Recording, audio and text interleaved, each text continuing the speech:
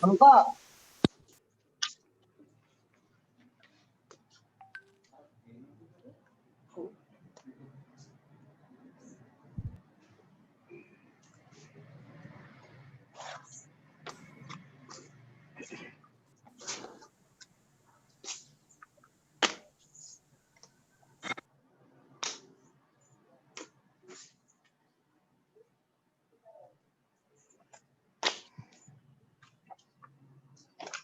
Hai buan දරුවනේ. දිග වෙන්න එපා. කොහොමද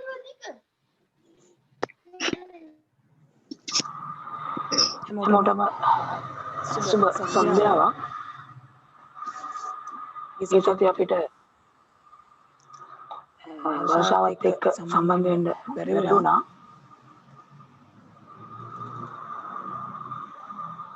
තාම සමහර අය එකතු වෙමින් ඉන්නවා. බලමු චූටි වෙලාවක්.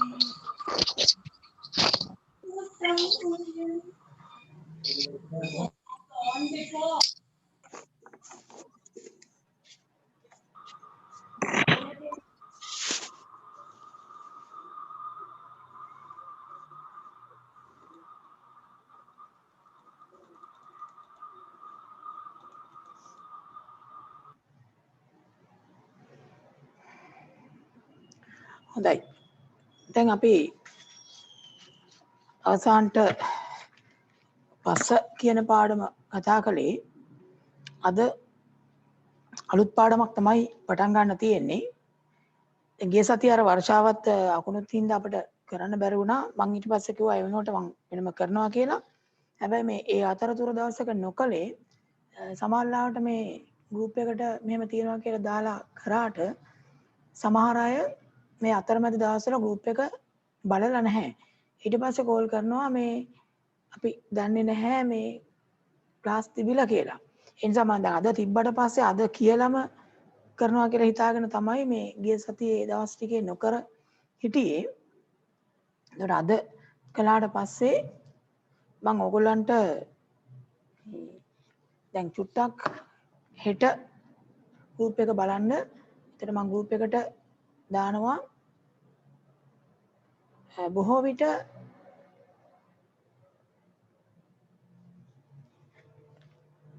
බ්‍රහස්පතින්දා විතර අමතරව අර බැරිවිච් එකට ක්ලාස් එකක් කරනවා. ඉතින් ඒකට ඒ වෙලාවේ සම්බන්ධ වෙන්න බැරි වුණොත් ඒකත් මම ඉරිදට ගෲප් එකට දානවා මේ වීඩියෝ එක. ඉතින් එතකොට හරි බලන්න. මොකද සමහරට ඒ වෙලාවට හැමෝටම සම්බන්ධ වෙන්න බැරි වෙන්න ඉඩ තියෙනවා. දැන් මේ ආහාරවල ඇති පෝෂක කියන පාඩම තමයි අපි කතා කරන්න යන්නේ. මෙන්න මේ ටියුට් එක තමයි වමනා වෙන්නේ. මම මේක කලින් මතක් කරා. ඉතින් ගොඩක් අය අරගෙන තිබ්බා. දැන් මේ ආහාරවල තියෙන පෝෂක ගැන එච්චර දන්නේ නැති වුණාට අපි ආහාර ගැන නම් දන්නවනේ. අපි හැමෝම ආහාර ලබා ගන්නවා. එතකොට මේ මොකටද ඇත්තටම අපි ආහාර ගන්නෙ? සරලව කිව්වොත් ඇයි කෑම කන්නේ? සමහරු නම් බඩගින්නට කියලා කියනවා ඇති. තව හේතුත් කියනවා ඇති. ඔව්. දැන් සාමාන්‍යයෙන් අපි ජීවත් වීම සඳහා ආහාර ගන්නවා. මේ දවස්වල සමහරු ආහාර ගන්න විදිහ බැලුවොත් නම් ජීවත් වෙන්නේ ආහාර ගන්නද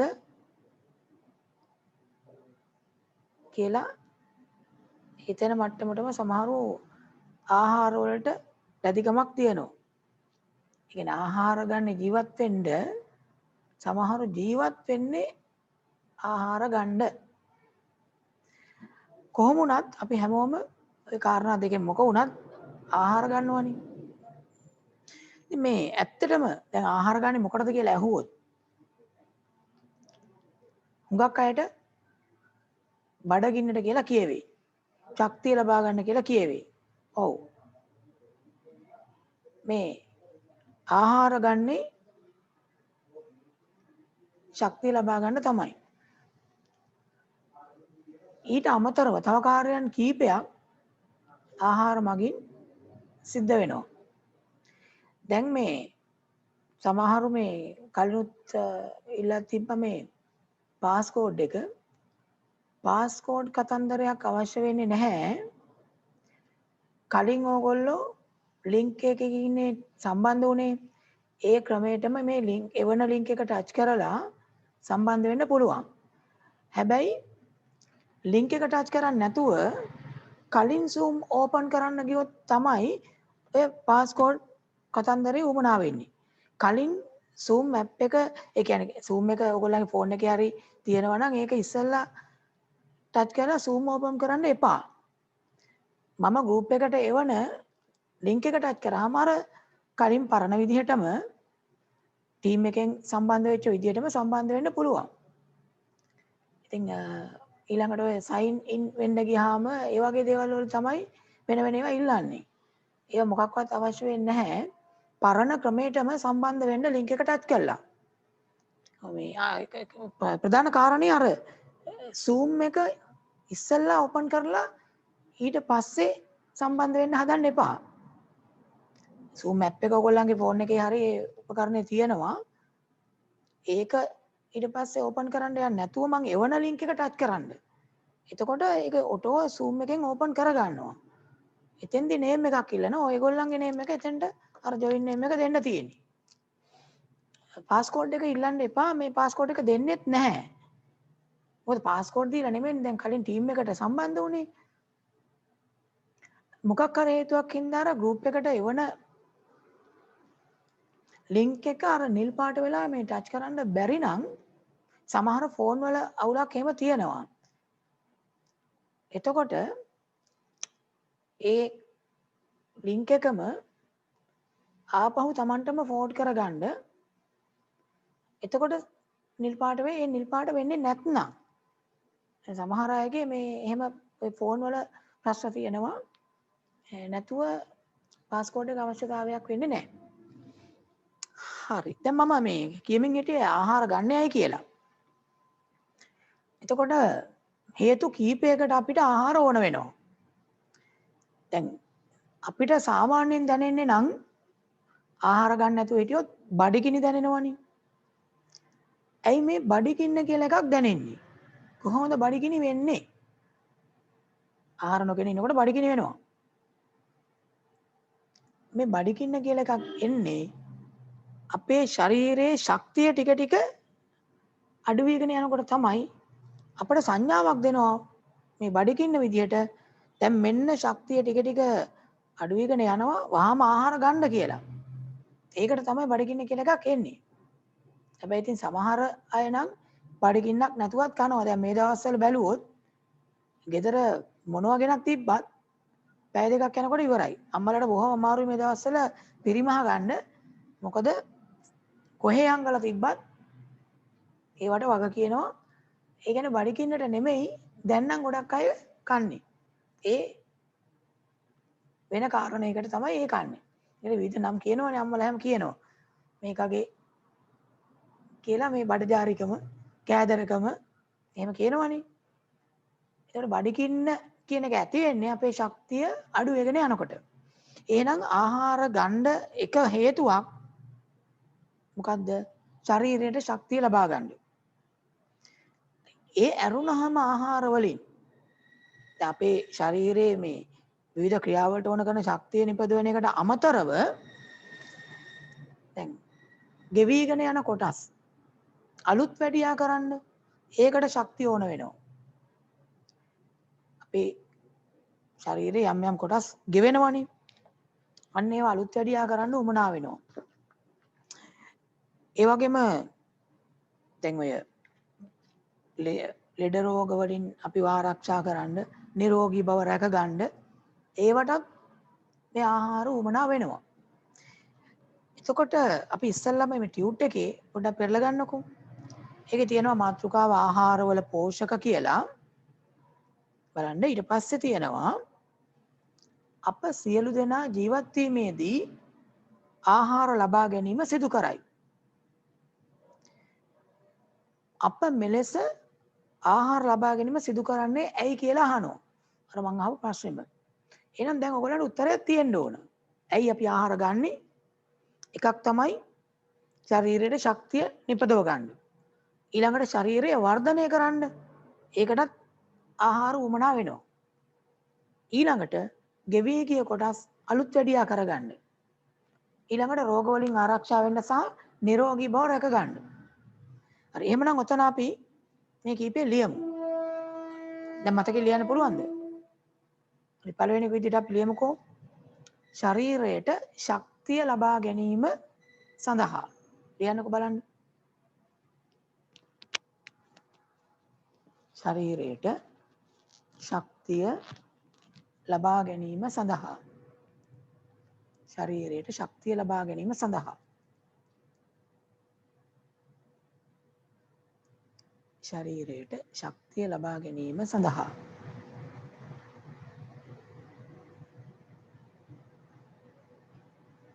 ඒ ගන්න ශක්තියෙන් තමයි අපි මේ සියලු දේවල් කරන්නේ. ඇවිදින එක, කතා කරන එක, ක්‍රීඩා කරන එක ඒ ඔක්කොටම ශක්තිය එන්නේ අපි ගන්න මේ ආහාර වලින්.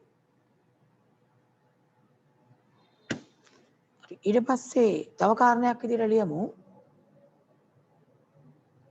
ශරීර වර්ධනය සඳහා. ශරීර වර්ධනය සඳහා. ශරීර වර්ධනය සඳහා. ඒකත් අපි ආහාර ගන්න එක හේතුවක්. ශරීර වර්ධනය සඳහා. ඒ කාරණේ ලියන්නකෝ. ශරීර වර්ධනය සඳහා.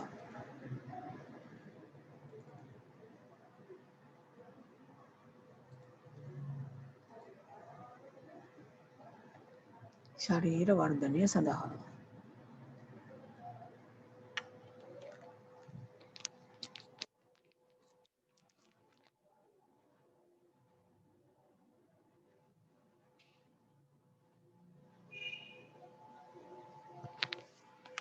වෙන මොනවටද ආහාර ඕන කිව්වේ? ශරීරයේ ගෙවී ගිය කොටස් අලුත් වැඩියාව සඳහා. ශරීරයේ ගෙවී ගිය කොටස් අලුත් වැඩියාව සඳහා.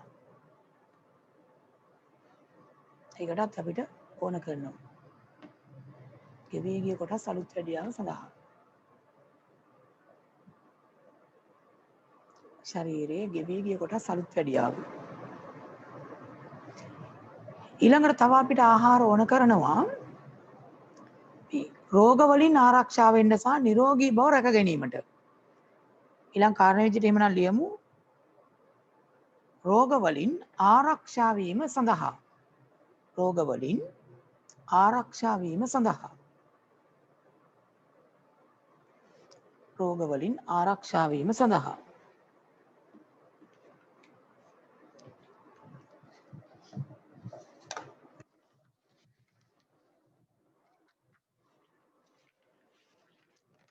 ඔන්න ඔය කාරණා එතකොට අපිට ආහාර ගැනීමෙන් තියෙන ප්‍රයෝජන එහෙම නැත්නම් ආහාර ගන්නේ ඇයි කියලා ඇහුවොත් ඒකට උත්තරයක් විදිහට ලියන්න පුළුවන්. ඔයා හැබැයි මතක තියාගන්න වෙනවා මොකද විභාගවලදී අහන්න පුළුවන් මේ ආහාර වලින් කෙරෙන කාර්යයන් මොනවද? එහෙම නැත්නම් අපි ආහාර ගන්නෙ ඇයි? දැන් මේ අද දවල්ට කෑම කෑවනේ නේද? කෑම කෑවද කියලා මතකද? ඔව්. ආහාර ගන්න ඇති, කෑම ගන්න ඇති. කෑම කෑවනම් චුට්ටක් මේ ඔන්න ඔතන තියෙනවා. ලියන්න බලන්න ඕකේ තියෙනවා ඔබ අද දවල් ආහාර වේල සඳහා ගත් දේවල් සිහිපත් කරන්න. ඊට පස්සේ කියන එම ආහාර වේලේ අඩංගුව තිබූ ආහාර වර්ග ලියන්න කියලා. පොඩ්ඩක් ලියන්න බලන්න අද දවල්ට කාපු ආහාර වේල තිබිච්ච ආහාර වර්ග මොනවද කියලා.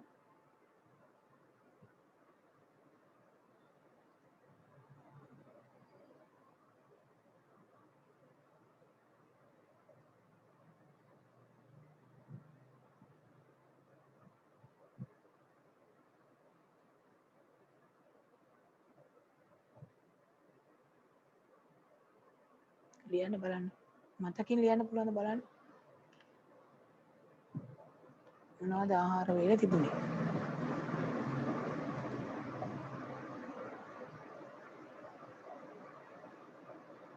ඔව් මේක මේ පාඩමත් අපි ඉරිදට දානවා.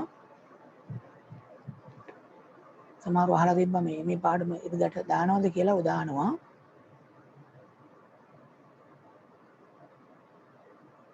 දැන් තමයි අපි කරන්න පටන් ගත්තේ. දැන් සමහර කීප දෙනෙක් මේ එකතු වෙච්ච හින්දා මම මේ කියන්නේ ආහාරවල තියෙන පෝෂක කියන පාඩම මේ ටියුට් එක තමයි තියෙන්නේ සම්පූර්ණ කරන්න අපිට පාඩමට අදාළව. ලිව්වේ ආහාර ගැනීමක් සිදු කරන්නේ ඇයි කියන එක විතරයි. දැන් ලියන්න කිව්වේ ඒක දෙවෙනියට තියෙනවා ඔයගොල්ලෝ අද දවල් ගත්ත ආහාර වේල තිබිච්ච දේවල්. අන්න ඒ ටික ලියන්න.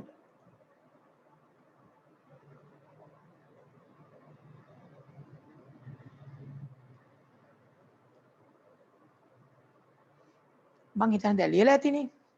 එතකොට දැන් එක එක්කෙනා විවිධ දේවල් ලියලා ඇති.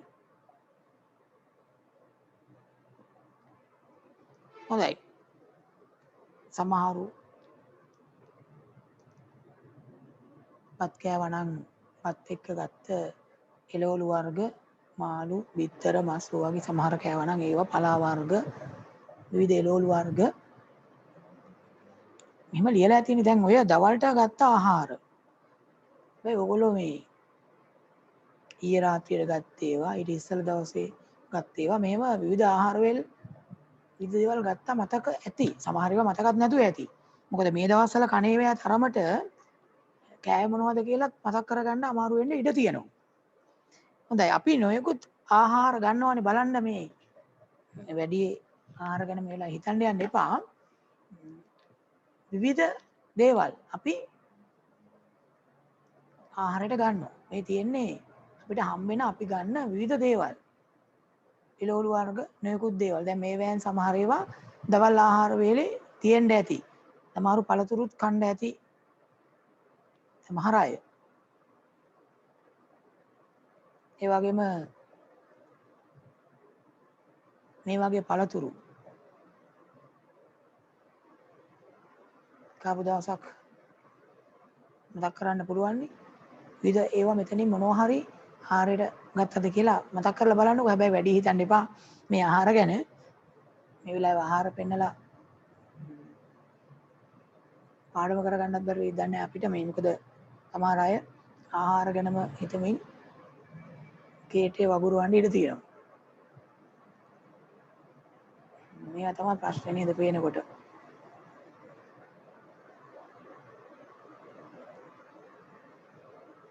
මේ වගේ වට නම් සමහර අය ඇත්තට කැමති නැහැ. එක එක විදිහේ ආහාර අපි ගන්නවනේ. දැන් එතකොට මෙන්න මේ ආහාර ගත්තාම දැන් නොයෙකුත් දේවල් ආහාරවල තියෙනවා කියවනේ. එතකොට දැන් ආහාර ගනිද්දී බලන්න අර කලින් කිව්වනේ කාර්යයන් වගේක් ආහාර වලින් ඉටු වෙන. මෙන්න මේ අපි ඉස්සල්ලා ලියපු කාර්යයන් මොනවද? ශරීර වර්ධනය, ශක්තිය ඇති කරන එක, ගෙවී ගිය කොටස් අලුත් වැඩියා කරන එක, රෝග වලින් ආරක්ෂා කරන එක. අන්නේ අපි ආහාර වලින් බලාපොරොත්තු වෙන කාර්යයන් ඉටු කරගන්න උදව් වෙන සංඝටක වලට තමයි කියන්නේ මේ ආහාරවල පෝෂක කියලා.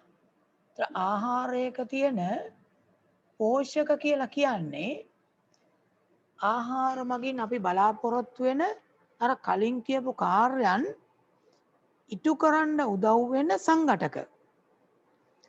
ඊළඟ වාක්‍ය බලන්න. එතන තියෙනවා අප ආහාර ගැනීමෙන් බලාපොරොත්තු වන ඉහත සඳහන් කළ කාර්යයන් ඉටු කර ගැනීමට උදව් වන ආහාරවල අඩංගු සංඝටක පෝෂක ලෙස හඳුන්වයි. පෝෂක ලෙස හඳුන්වයි.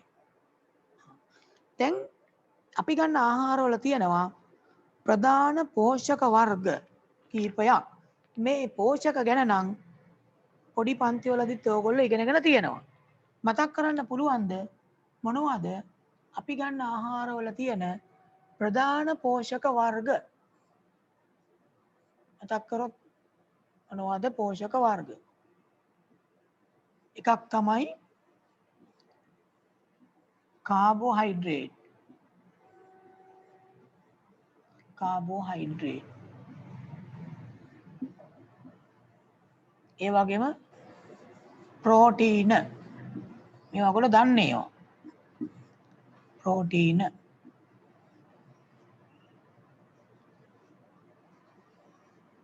ලිපිඩ. खनिज लवण.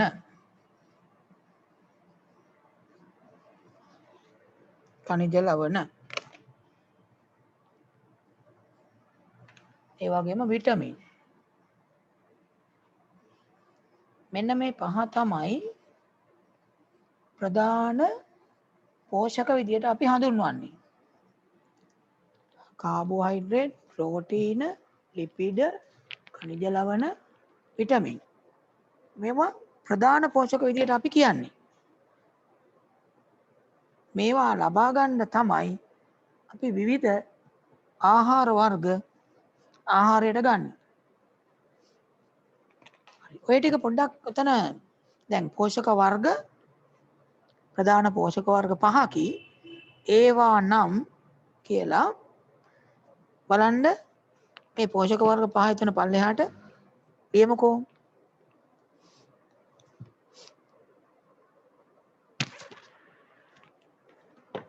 පෝෂක වර්ග පහක් තියෙනවනේ. ඒ පහ ලියමු. දැන් ওই ටික ඔයගොල්ලෝ දන්නේවමයි. කලින් ඒ පොඩි පන්ති වලත් ඉගෙනගෙන තියෙනවා.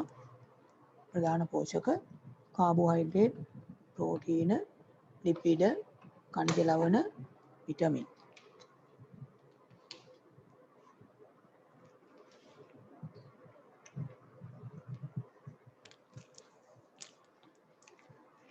හරිද?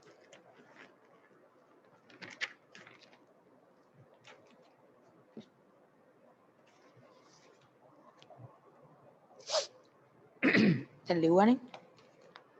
ප්‍රධාන පෝෂකයන් නම් දැන් මතකින් කියන්න පුළුවන් වෙන්න ඕන මොනවද ප්‍රධාන පෝෂක කියලා. කාබෝහයිඩ්‍රේට්, ප්‍රෝටීන, ලිපිඩ, खनिज ලවණ, විටමින්. දැන් ඔය ප්‍රධාන පෝෂක වලට අමතරව ආහාරවල තව අඩංගු විය යුතු දේවල් දෙකක් තියෙනවා. අපිට එච්චර නොදැනුණාට නොපෙනුණාට අපි ගන්න හැම ආහාරයකම වගේ ජලය තියෙනවා. ඒ ආහාර මගිනුත් අපිට ජලය ලැබෙනවා. අපි මේ පානය කළා ජලය ගන්නවට අමතරව. ඊළඟට අවශ්‍ය වෙනවා තව සංඝටකයක් තන්තු කියන ඒවා. තන්තු මේ කෙඳි විශේෂයෙන්ම ශාකමය ආහාරවල මේ තන්තු තියෙනවා. එතකොට අර ප්‍රධාන පෝෂක වලට අමතරව ආහාරවල මෙන්න මේ සංඝටක දෙකක් අවශ්‍ය වෙනවා. මොනවද? තන්තු සහ ජලය. බලන්න ඊළඟට තියෙනවා මේවට අමතරව ආහාරවල අඩංගු සංඝටක දෙකකි.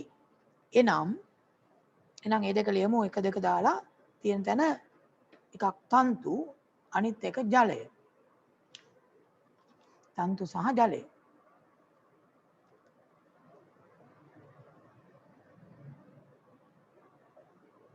හරි. දැන් පළවෙනි පෝෂකයේ විදිහට කාබෝහයිඩ්‍රේට් කියන එක නැතිබුණේ. පොඩි කාලේ නම් මේ කාබෝහයිඩ්‍රේට් කියපු ගමන් අපේ ඔළුවට එන්නේ මේ පිෂ්ඨය කියලා. කාබෝහයිඩ්‍රේට් ඉෂ්ට කරන ප්‍රධානම කාර්යය තමයි අපේ ඇඟට අපේ ශරීරයට ශක්තිය ලබා දීම. අපි දැන් මුලින් කිව්වනේ ආහාර වලින් කරන ප්‍රධාන කාර්යයන් අතරේ ශක්තිය ලබා දීම කියලා කාර්යයක්. අන්නේ කාර්යයට වැඩිපුරම නිතරම දායක වෙන්නේ කාබෝහයිඩ්‍රේට්. අපි කරන ඔයකුත් ක්‍රියාකාරකම් වලදී අවශ්‍ය ශක්තිය නිපදව ගන්න කාබෝහයිඩ්‍රේට් උදව් වෙනවා. අර කාබෝහයිඩ්‍රේට් කියපුවම පිෂ්ඨය කියලා අපේ ඔළුවට එකපාරට ආවට මතක තියාගන්න මේ කාබෝහයිඩ්‍රේට් ප්‍රධාන වර්ග දෙකක් තියෙනවා. එකක් තමයි පිෂ්ඨය. ඊට අමතරව සීනි කියන එකත් අයිති වෙන්නේ කාබෝහයිඩ්‍රේට් වලට. ඒතර සීනි සහ කාබෝහයිඩ්‍රේට් කියන දෙක මේ පිෂ්ඨය කියන දෙක තමයි කාබෝහයිඩ්‍රේට් වල ප්‍රධාන කොටස් වර්ග දෙක. ඒතර පිෂ්ඨය විතරක් නෙමෙයි සීනිත් කාබෝහයිඩ්‍රේට් කියන කොට අයිති වෙනවා. එන ඇතන ලියමු ප්‍රධාන කාබෝහයිඩ්‍රේට් වර්ග දෙකකි. මොනවද? එකක් පිෂ්ඨය අනිත් එක සීනි. බලන්න එක මතක් කළා කාබෝහයිඩ්‍රේට් බහුල වඩංගු ආහාර වර්ග කියලා තියෙනවනේ. එතකොට මොනවද කාබෝහයිඩ්‍රේට් බහුල ආහාර? ඔය තිත්තිරි වල ලියන්න පුළුවන් ඕගොල්ලන්ට කාබෝහයිඩ්‍රේට් බහුල ආහාර කීපයක්. මොනවද කාබෝහයිඩ්‍රේට් බහුල ආහාර?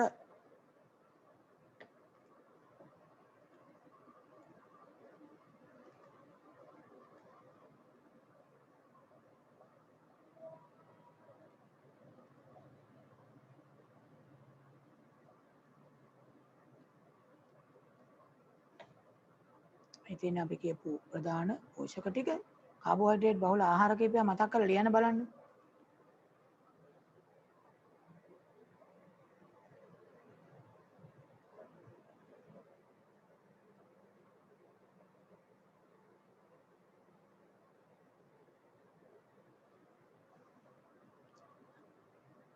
බලන්න කාබෝහයිඩ්‍රේට් වර්ග එනකොට මෙන්න මේවා ඔයගොල්ලන්ට මතක් වුණාද කියලා. සමහරු මේ ආහාර වලට කැමති ඇති, සමහරු කැමති නැතුව ඇති. පිටි වලින් හදන කෑම, පාන්, බනිස්, ආප්ප, ඉදිආප්ප ඒවා අයිති වෙනවා. බත් මූලිකව අයිති වෙනවා. අර්ථාපල අයිති වෙනවා. ඒ වගේම නූඩල්ස් සමහරු කැමති, සමහරු අකමැති නේද? ඒ වගේම කාබෝහයිඩ්‍රේට් බහුල තවත් ආහාරයක් තමයි මොනවද මේ? කොස්. මේවා එතකොට කාබෝහයිඩ්‍රේට් බහුල ආහාර විදිහට අපිට ගන්න පුළුවන්.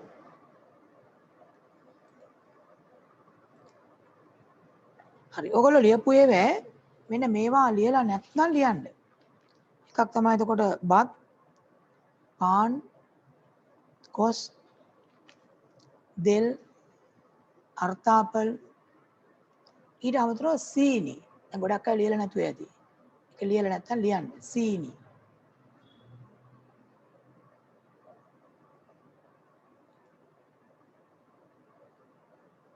පිටි වලින් හදන නොයෙකුත් ෂෝටිස් වර්ග හරි. බතල මෙතන තියෙන මේ නූඩල්ස්, තිරිඟු මේ වගේ ඒවා කාබෝහයිඩ්‍රේට් බහුල ආහාර විදිහට ගන්න පුළුවන්. එතකොට දැන් පිටි අඩංගු ආහාර නම් අපිට ගොඩක් විට ඔලුවට එනවා. හැබැයි මතක තියාගන්න සීනි අඩංගු ආහාරات කාබෝහයිඩ්‍රේට් වර්ගයටයි අයිති වෙන්නේ.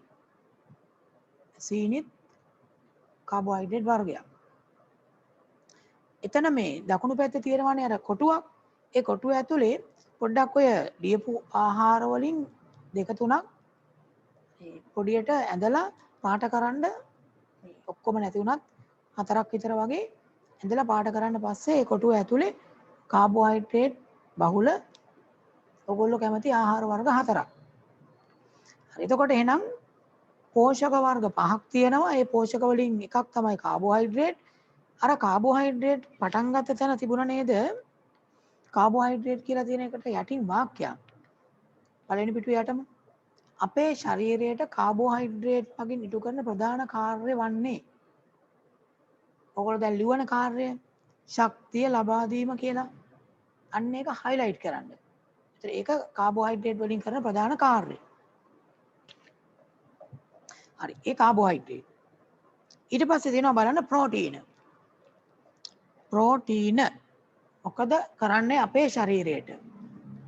ප්‍රෝටීන මොකටද අපිට වැදගත් වෙන්නේ? පොඩි කාලේ ඉගෙනගෙන තියෙනවා.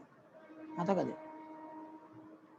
ඔව් ප්‍රෝටීන මගින් තමයි අපේ ශරීරයට මූලිකවම මොකක් කරනවද? ශරීර වර්ධනය සිද්ධ කරන්න උදව් වෙන්නේ. දැන් ඔයගොල්ලෝ මීට අවුරුදු 10කට විතර ඉස්සෙල්ලා හිටපු ශරීර ප්‍රමාණය මතක් කරගන්න පුළුවන් නේ.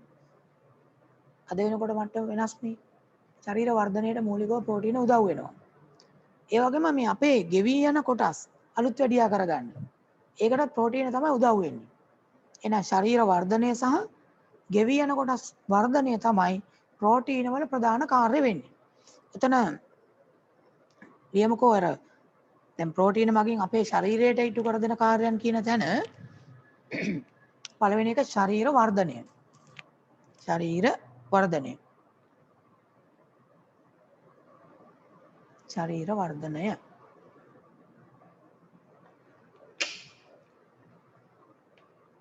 ශරීර වර්ධනය. හරි. අනිත් එක තමයි ගෙවි ගිය කොටස් අලුත් වැඩියා කිරීම. ගෙවි ගිය කොටස් අලුත් වැඩියා කිරීම. ඒකත් එතකොට ප්‍රෝටීන ඉටු කරන කාර්යයක්.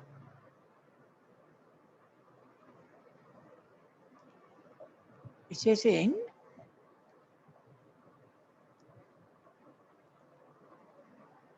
ප්‍රෝටීන අපිට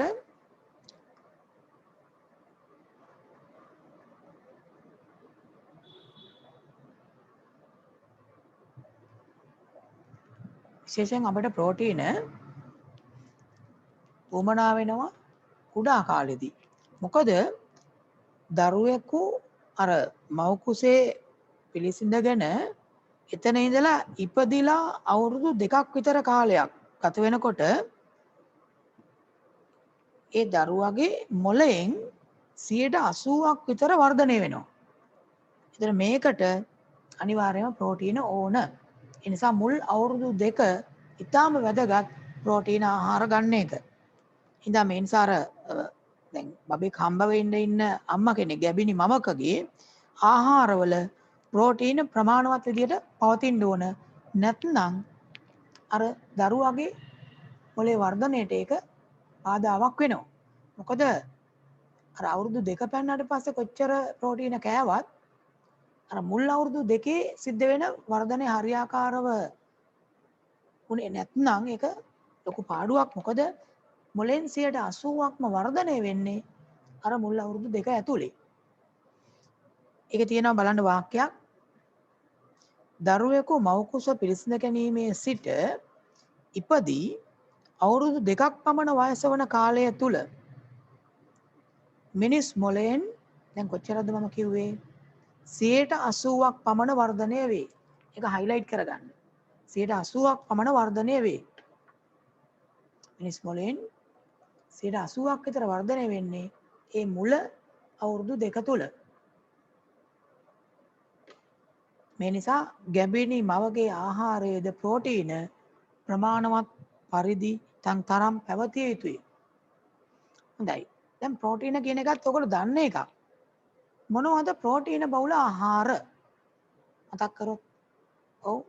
මොනවද තියෙන්නේ? ප්‍රෝටීන වැඩිපුර තියෙන්නේ. එන්න මෙතන තියෙනවා ප්‍රෝටීන බහුල ආහාර ටිකක් බලන්න.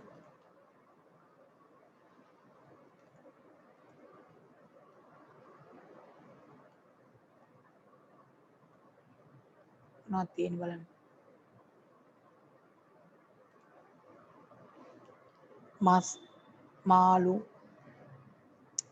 ප්‍රෝටීන බෝල ආහාර කීපයක් ලියන්න තියෙනවනේ. එතන ලියමු කීපයක්. කිරි, මස්, මාළු, කිරි, බිත්තර, විශේෂයෙන්ම බිත්තර සුදු මදේ කියලා ලියන්න.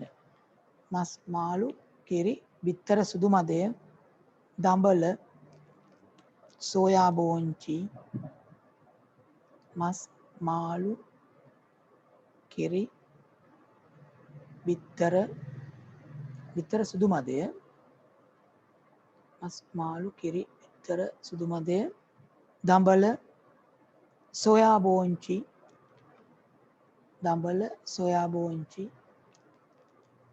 කඩල, පරිප්පු,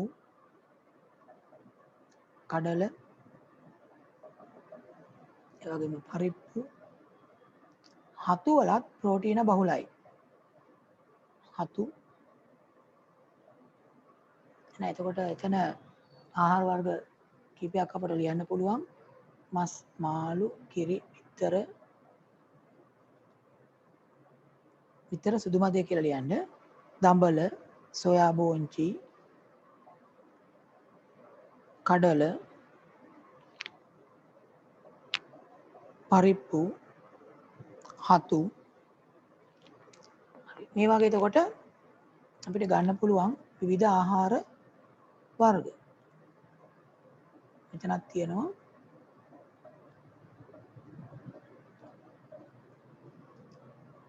හරි, දැන් මේ ප්‍රෝටීන ගනිද්දී මේකෙදී එක එක වයස් මට්ටම් වල අයට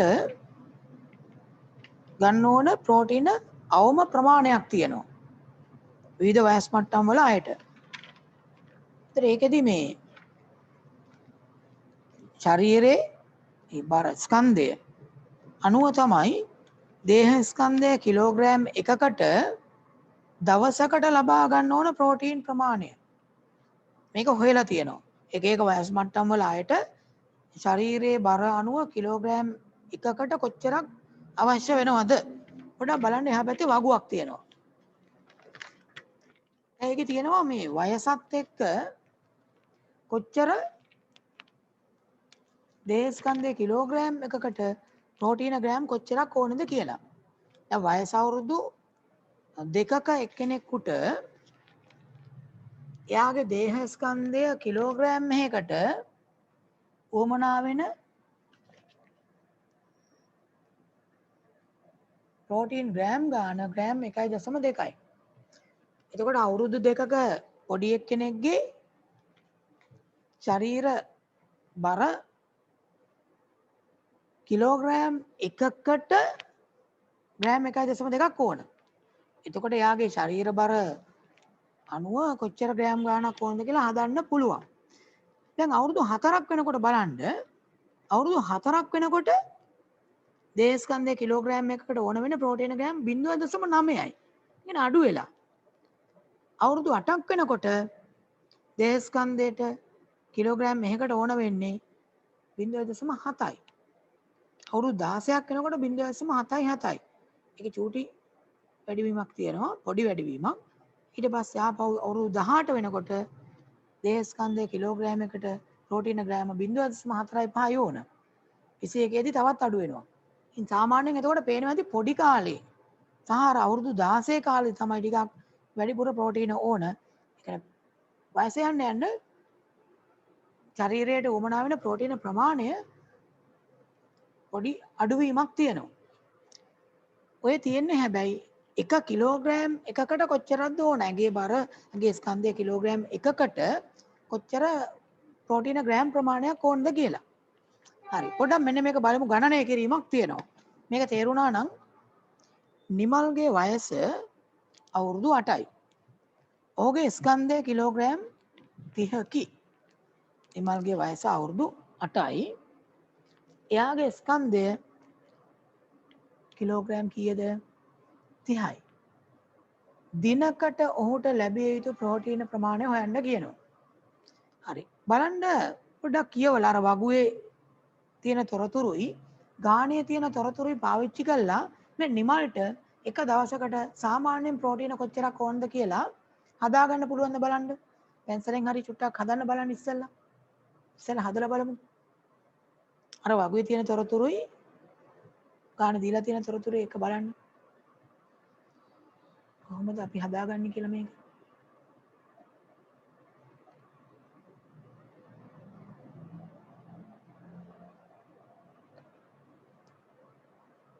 නිමල්ගේ වයස තියෙනවා. නිමල්ගේ ස්කන්ධය තියෙනවා. වගුවේ තොරතුරු තියෙනවා. එහෙනම් ඒ අනුව බලන්න නිමල්ට එක දවසකට කොච්චර ප්‍රෝටීන ප්‍රමාණයක් වුවමනා වෙනවද?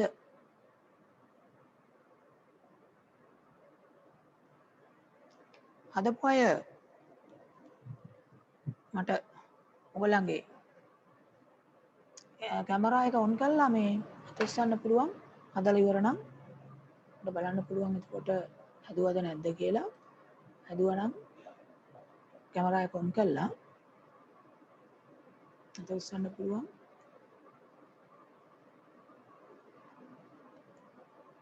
ඔව් නිසල් හදලා තියෙනවා. හොඳයි. තත්සරණි හදලා තියෙනවා. චතුනි. දැන් සමහර අයගේ මේ ඔය අර අයියලා අක්කලාගේ නම් වලින් ඉන්නවා නම් ඒගොල්ලන්ගේ නම තමයි කියවෙන්නේ. මොකද මේකේ වැටෙන නම. ඉතින් හැම වෙලේම ඕගොල්ලන්ගේ නමින්ම එන්න හිරුකි හදලා තියෙනවා. හොඳයි. රවින්දු දහම් කියලා වැටෙන්නේ. විබෝධ හදලා තියෙනවා. හොඳයි. තත්සරණි හරි. තෙනුක් හදලා තියෙනවා. නේද? හැදුවත් තෙනුක්? ඔව්. චමෝත් හැදුවද? ඔව් හදලා තියෙනවා. හොඳයි. සිනිඳු එත්සර හැදුවද? හොඳයි. තව කවුද හැදුවේ?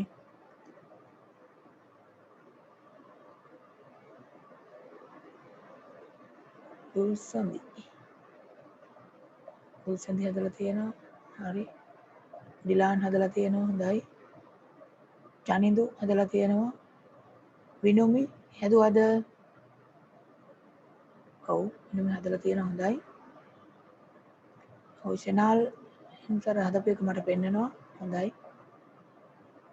ෂෙනාල් තව චුට්ටක් ලං කරන්න බලන්න මට උත්තරේ බලන්න පුළුවන් ඒකට. තව චුට්ටක් පල්ලෙහාට ගන්නකො. හොඳයි උත්තරයක් දාලා තියෙනවා. අපි බලමු. හොඳයි ඩිලාන් හදලා තියෙනවා. ෂෙනාල් හැදුවා. හරි. නේමික හදලා තියෙනවා. හොඳයි. හරි. දැන් මේ උත්තරේ දැන් සමහර අය මට පෙන්නනවා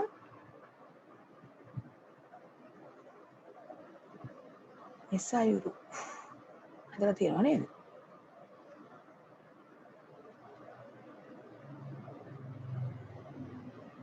තෙමල්ජා තෙනුකි හොඳයි. ඔව් උත්තරේ ඇවිත් තියෙනවා මට ඩිලාන් පෙන්නනවා ග්‍රෑම් 21යි කියලා නේද? ඔව් ග්‍රෑම් 21යි කියලා පෙන්නනවා. තව එක්කෙනෙක් නේමික ග්‍රෑම් 21යිලු. විබෝධා ඔව් තෙමල්ජා තෙනුකි හරි. හොඳයි. ගොඩක් අය හදලා තියෙනවා. අපි බලමු. තවත් එක්කෙනෙක් පෙන්නනවා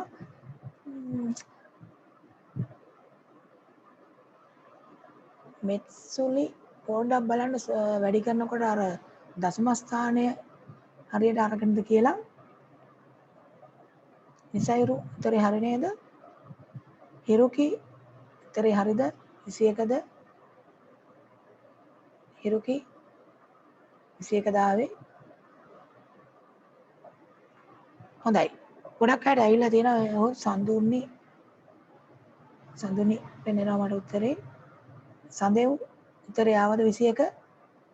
හොඳයි. හරි. සිනිඳුත් උත්තරේ ඇවිත් තියෙනවා 21. හිරුකි හරි නේද? ඔව්. 21ද 2.1ද ඇවිල්ලා තියෙන හිරුකි. චුට්ටක් බලන්න හොඳට. අර දශම ස්ථාන සුළු කරනකොට සමහර අයගේ පොඩි වෙනස්කම් වෙලා තියෙනවා. සුරංග උත්තරේ ආව නේද? හරි. තෙනුක් 21 දාවේ. හරි. අදීශ හොඳයි 21 ඇවිත් තියෙනවා. හිරුකි උත්තරේ 21 දාවේ 2.1ද?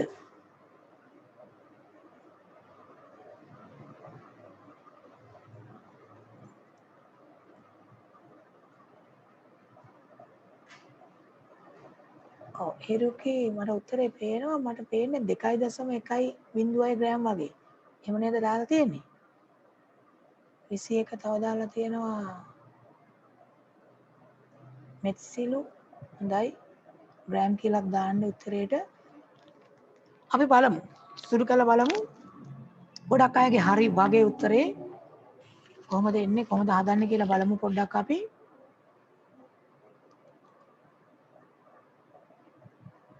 හරි දැන් උත්තරේ හදලා බලමුකෝ අපි නේද කොහොමද එන්නේ කියලා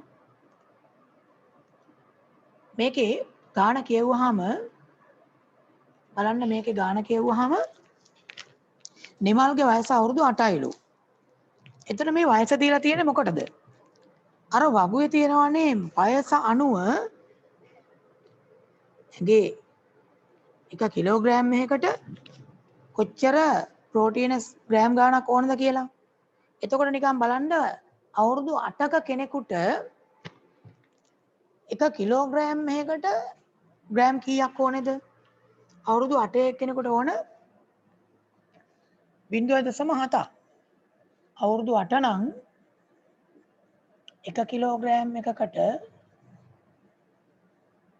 ප්‍රෝටීන ඕන කරනවා දේහයේ ස්කන්ධය කිලෝග්‍රෑම් එකකට ප්‍රෝටීන ඕන කරනවා ග්‍රෑම් 0.7.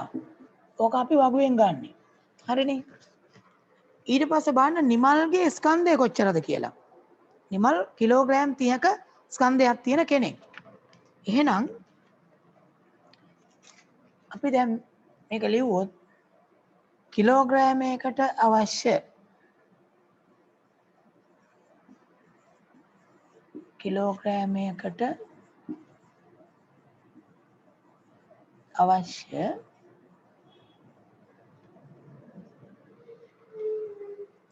ප්‍රෝටීන ග්‍රෑම් කොච්චරද? දැන් මෙතන මේ අවුරුදු 8 නිසා අවුරුදු 8ක් හින්දා තමයි මේ ගාන අපි ලියන්නේ. දැන් වෙන වයසෙන් නම් වෙන ගානක් එන්නේ අවුරුදු 8 නිසා කිලෝග්‍රෑම් එකකට අවශ්‍ය ප්‍රෝටීන සමානයි ප්‍රෝටීන ග්‍රෑම් 0.7යි. සුළු කරනකොට දශම ස්ථාන තමයි සමහර අයගේ වරද්දගෙන තියෙන්නේ. ඊට පස්සේ එම නිසා නිමල්ට අවශ්‍ය ප්‍රෝටීන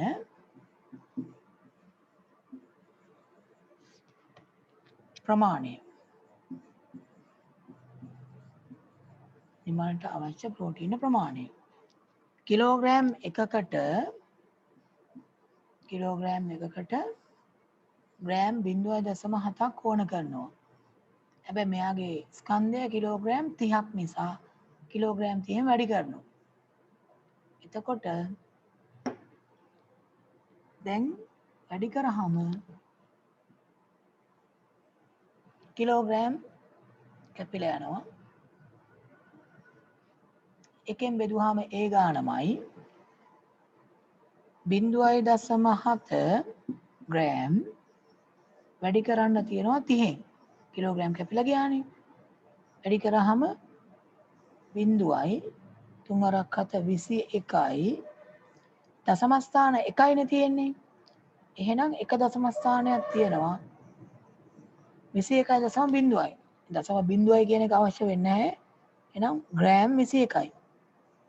21.0 දැම්මට වැරද්දක් නැහැ.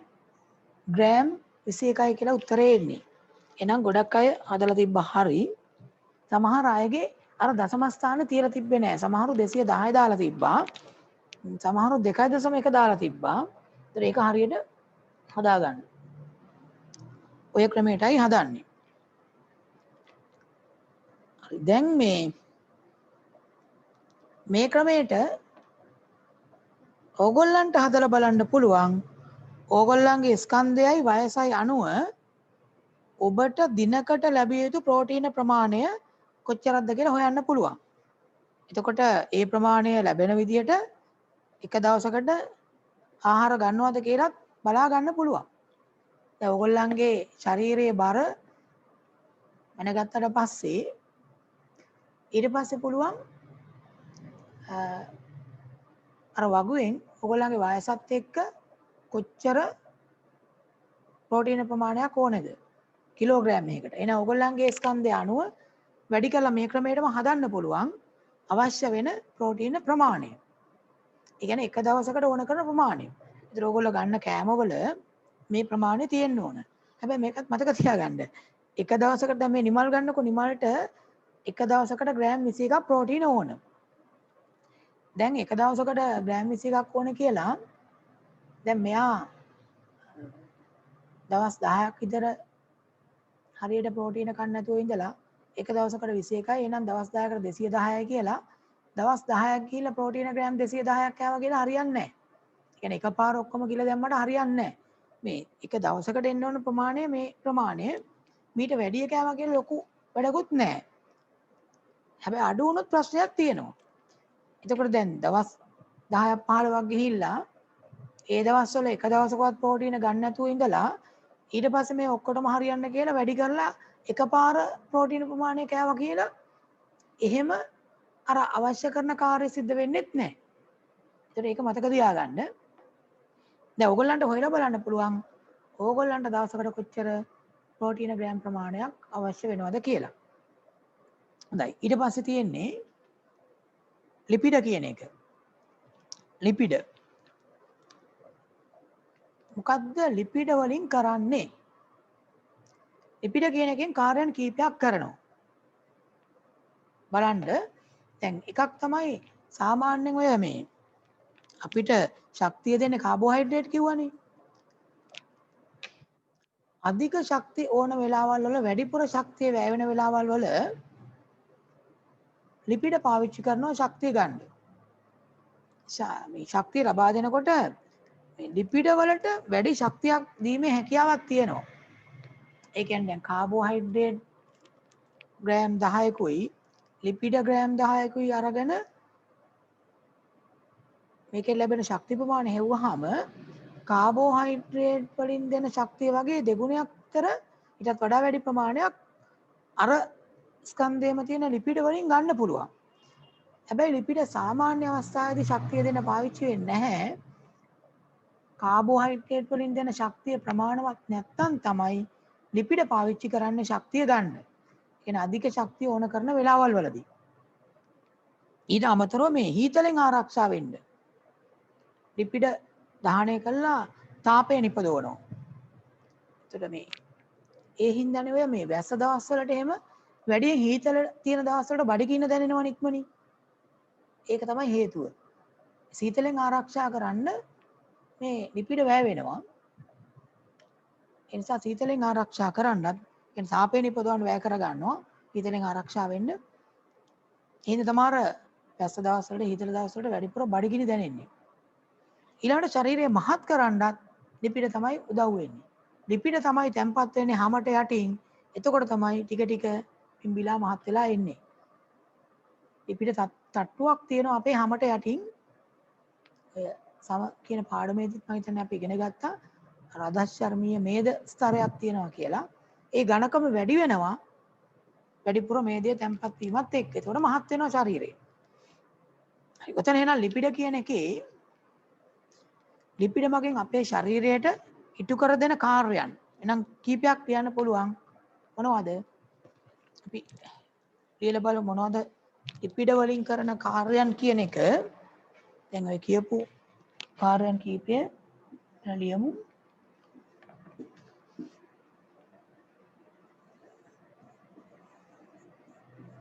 ලිපිඩ මගින්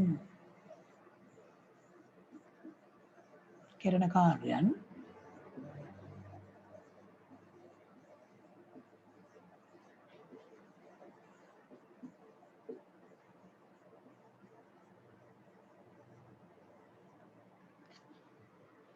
එකක් තමයි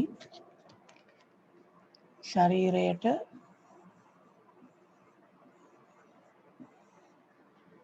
අවශ්‍ය ශක්තිය ලබා දීම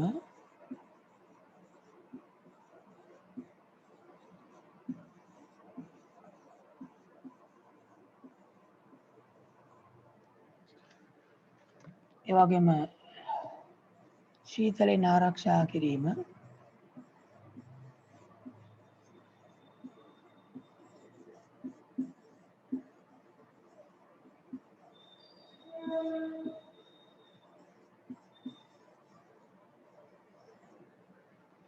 ඊට අමතරව ශරීරය මහත් කිරීම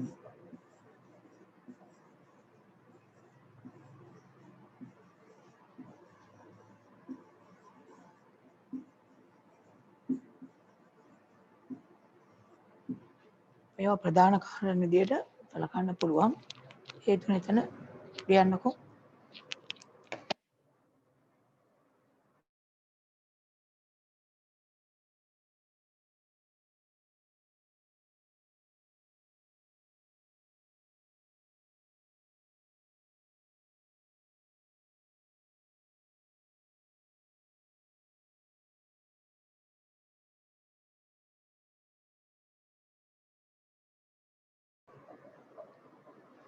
එතකොට ලිපිඩ වලින් ශක්තිය ලබා දීම කරනවා ශීතලෙන් ආරක්ෂා කරනවා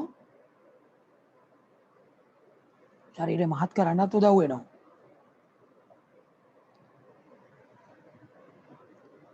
මම කලින් කිව්වා පෝෂණ සංඝටක අතරින් ග්‍රෑම් එකකින් වැඩිම ශක්තියක් ලබා දෙන්නේ ලිපිඩ වලින් කියලා. අන්න ඒ වාක්‍ය හයිලයිට් කරන්නකෝ. ඊළඟට තියෙන වාක්‍ය ඔය පෝෂණ සංඝටක අතරින් ග්‍රෑම් එකකින් වැඩිම ශක්තියක් ලබා දෙන්නේ ලිපිඩ මගින්ය.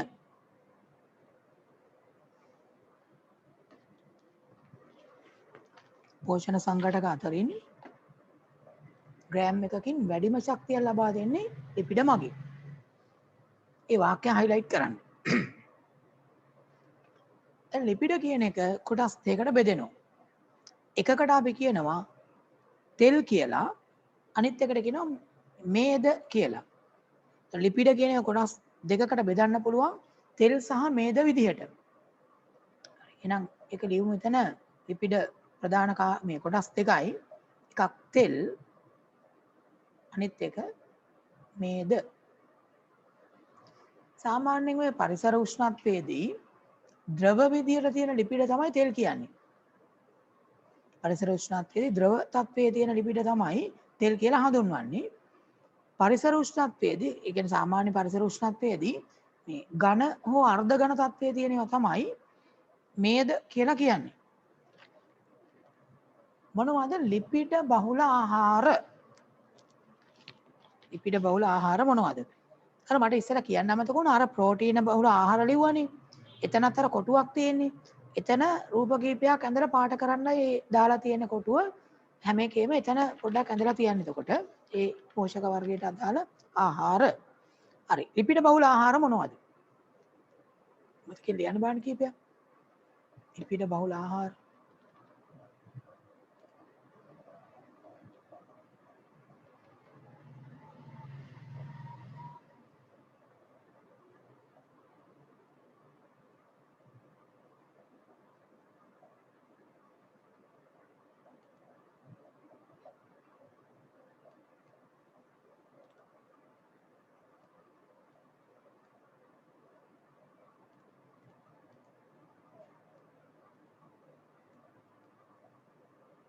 මොනවද ලිපිඩ බහුල ආහාර?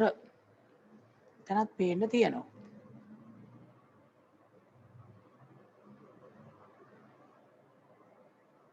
ඔව් ලිපිඩ බහුල ආහාර විදියට ලියන්න පුළුවන්. බිත්තර කහ මදය. ඉස්සෙල්ලා මතකද කිව්වා බිත්තර සුදු මදේ තියෙන ප්‍රෝටීන. බිත්තර කහ මදේ අඩංගු වෙනවා ලිපිඩ. බිත්තර කහ මදය මෙතන තියෙනවා බලන්න. චීස්, බටර්, බිත්තර කහ මදය, චීස්, බටර්, ඊට අමතරව කිරි, මී කිරි, මාගරීන්, ඌරු මස්, මීකිරි, මාගරීන්, ඌරු මස්, කජු,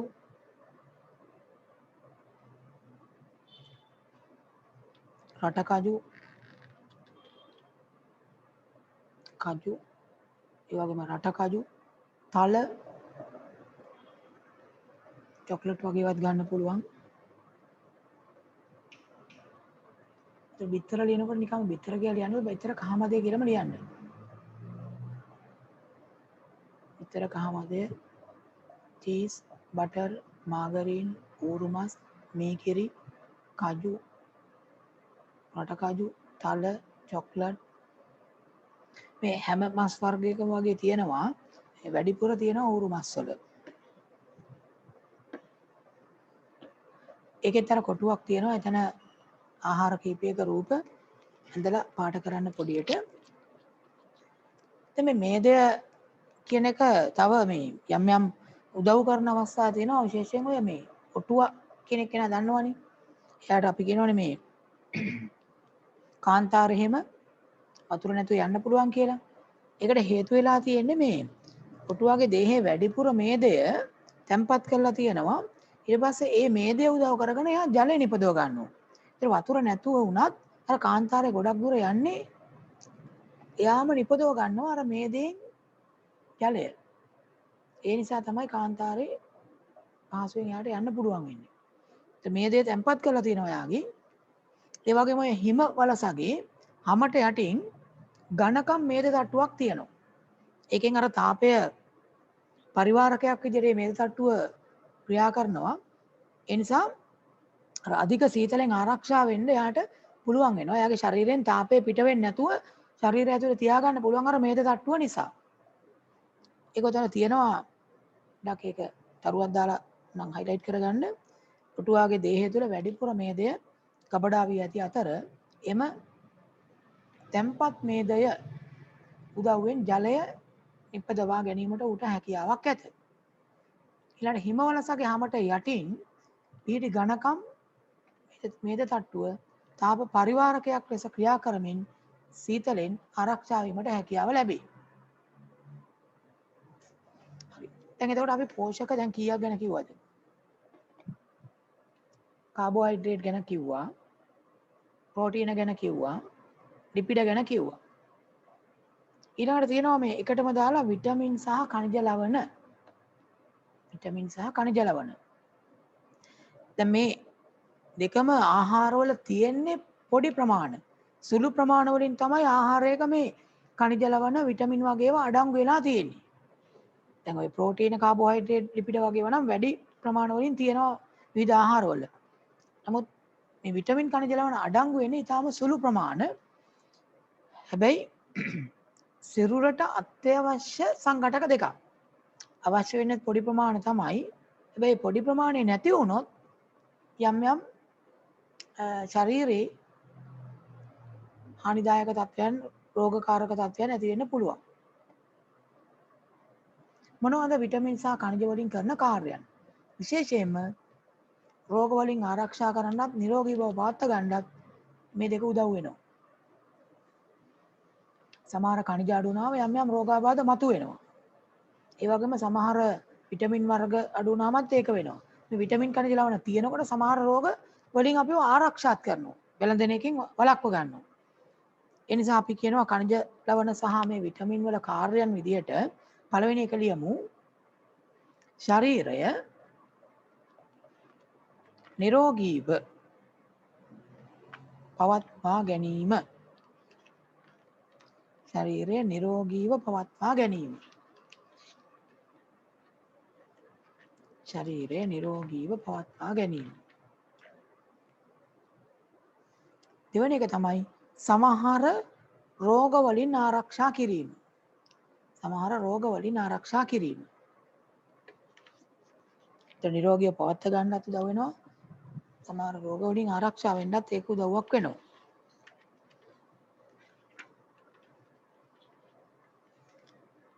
අර ලිපිඩ වලට පොල් කියන එකත් උදාහරණයක් විදිහට ලියන්න පුළුවන්. පොල් වලත් මේ දේ තියෙනවා. ඒක ලිව්වේ නැත්නම් ලිපිඩ බහුල ආහාරවල පොල් කියන එකත් ලියලා තියන්න. ඊට පස්සේ තියෙනවා දැන් මෙන්න මේ කොටස ටිකක් වැඩිපුර පාඩම් කරලා මතක තියාගන්න වෙනවා. මොකද මේ ඇහුවොත් මතක නැත්නම් ඉතින් ලියන්න බෑනේ.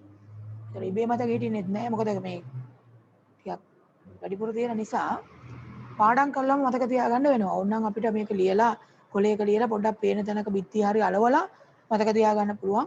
සෞඛ්‍ය වලටත් මම හිතන්නේ උමනා වෙනවා. විවිධ විටමින් වර්ග සහ ඒවා බහුලව අඩංගු ආහාර වර්ග මොනවද කියලා අහන්නේ. මෙතන ලියන්න තියෙන්නේ. එතකොට විටමින් වර්ගය තියෙනවා. දැන් මොනවද ඔයගොල්ලෝ දන්න විටමින්? A විටමින් තියෙනවා. විටමින් B තියෙනවා. Vitamin C, vitamin D, vitamin E, එතකොට F, G, H, I, J, K, L, M, N ඔක්කොම තියෙනවද? එහෙම නැහැ. A තියෙනවා, B තියෙනවා, C තියෙනවා, D තියෙනවා, E තියෙනවා. ඊළඟ විටමින් K ගැන අපි මෙතන කතා කරනවා. ප්‍රධාන විටමින් වර්ග කීපයක්. A විටමින් තියෙන බහුලව අඩංගු ආහාර ගත්තොත් සහ ඒවෙන් කරන කාර්යයන් මොනවද කියලා බැලුවොත් ඉතින්ලා අපි මේ ආහාර වර්ග ටික ලියලා එමු නේද? මේකේ තියෙන්නේ දැන් විටමින් A මොනවටද මූලිකව වැදගත් වෙන්නේ කියන එක. ඒ ටික එහා පැත්තේ තියෙනවා. අපි A විටමින් අඩංගු ආහාර බලන්න මේ තියෙන්නේ. කීපයක් මෙතන තියෙනවා. අපි කීපයක් ලියමු. විටමින් වර්ගය කියන තැන ඉස්සරහා A විටමින් බහුල අඩංගු ආහාර කීපයක් ලියමු. එකක් තමයි මෝර තෙල්. මේ පෙන්නලා තියෙන ඒවාක් තියෙනවා. ඒතර A විටමින් උදව් වෙන්නේ මේ පෙනීමේ හැකියාව වර්ධනය කරන්න, සම සහ හිසකෙස් නිරෝගීව පවත්වා ගන්න වගේ දේවල් වලට. මෝර තෙල් ඊළඟ පී කුදු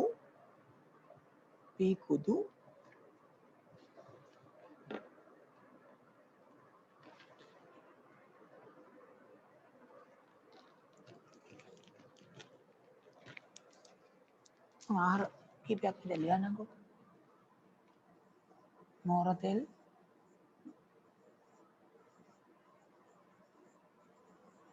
පී කුදු,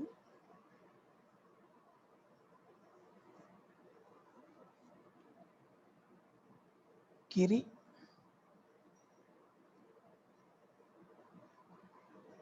කැරට්, එළවලු වර්ග වලක් තියෙනවා. ඊට පස්සේ කහපාට පළතුරු, අඹ, දොඩම්, කහපාට පළතුරු. මේවත් A විටමින් බහුල ආහාර විදිහට ගන්න පුළුවන්. එතකොට එහා පැත්තේ තියෙනවා මේ ඔය A විටමින් මොනවටද උදව් වෙන්නේ කියන එක. මෙතන පේන්න තියෙනවා පෙනීමේ හැකියාව වර්ධනය කරනවා, සම සහ හිසකෙස් නිරෝගීව පවත්වා ගන්න උදව් වෙනවා. ඊළඟට B විටමින් කියන එක. දැන් B විටමින් අඩංගු ආහාර අහනවා. B විටමින් උදව් වෙන්නේ මොනවටද බලන්න. ඕගොල්ලන්ට විශේෂයෙන් උමනා වෙනවා. මතක ශක්තිය වර්ධනයට සහ අලස බව දුරු කරන්න. B විටමින් අඩු වුණොත් ඔන්න මතක අඩු වෙනවා, කම්මැලි බව හිතෙනවා වැඩි. විටමින් B බහුලව තියෙන ආහාර කීපයක් මේකෙත් අපිට ලියන්න පුළුවන්. B විටමින් මතකයේ වර්ධනයටත්, කම්මැලි බව, අලස බව අඩු කරන්නත් උදව් වෙනවා. ආහාර තමයි එකක් තමයි ඔය මේ ධාන්‍ය වර්ග.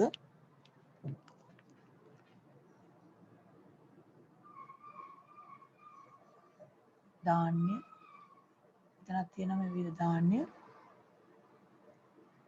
අර නිවුඩු හාල් රතු පාට රුට්ට තියෙන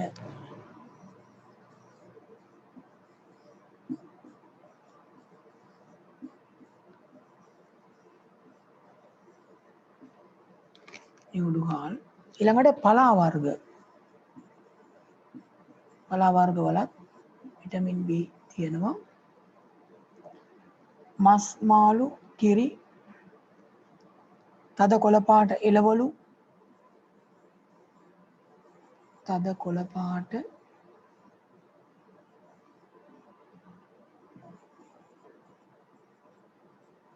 එළවලු.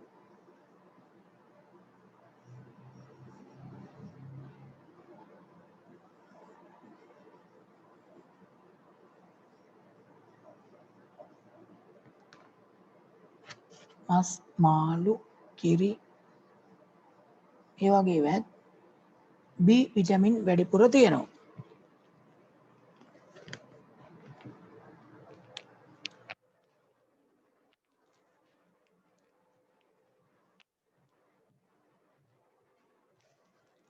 හරිද? ලිව්වත්. ධාන්‍ය වර්ගවල දැන් මෙතනක් තියෙනවා විවිධ ධාන්‍ය වර්ග පෙන්නලා. නියුඩු හාල්, පලා වර්ග, බිත්තර ඒවත් තියෙන්න පුළුවන්. ඊළඟට බලමු C විටමින්. විටමින් C කියන එක උදව් වෙන්නේ චෙචෙම දත්වල, ඉදුරු මස්වල නිරෝගී බව පවත්වා ගන්නත් ප්‍රතිශක්තිය පවත්වා ගන්න C විටමින් වැඩිපුර උමනා වෙනවා. ඇඹුල් රස තියෙන පළතුරු වර්ග දෙහි, නෙල්ලි, දොඩම් ඒ වගේ ඒවා බහුලව තියෙනවා. ඒතර මේකේ බලන්න මේ තියෙන පළතුරු ගොඩක් පේනවනේ. ඒතර මේවා C විටමින් බහුලව තියෙන ආහාර. තක්කාලි, පේර, දොඩම් මේවත් C විටමින් බහුල ආහාර විදිහට ගත්ත හැකි. විදුරු මස්වල නිරෝගී බවට එහෙම C විටමින් උමනා වෙනවා.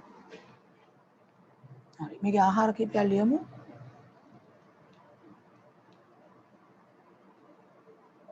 දෙහි,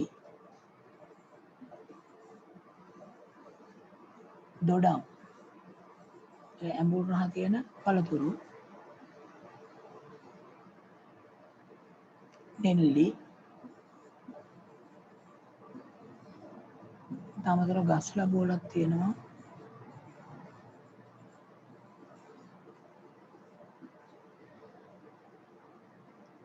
තක්කාලි,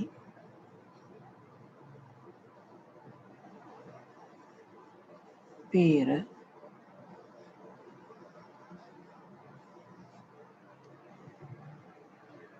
මේ වගේ ඒවා අපිට ගන්න පුළුවන් C විටමින් බහුල ආහාර විදිහට.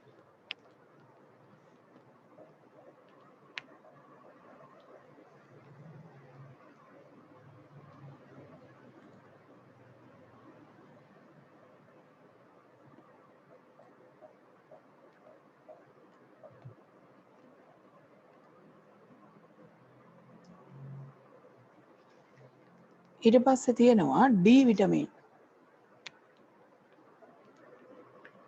D vitamin D.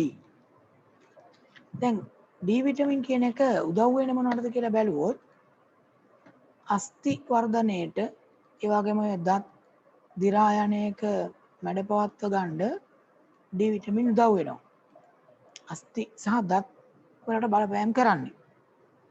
දැන් D විටමින් කියන එකත් ආහාර වර්ග කීපයකම අපිට හම්බ වෙනවා.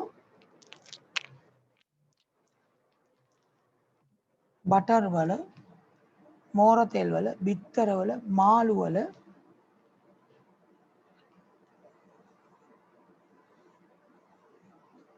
බටර්,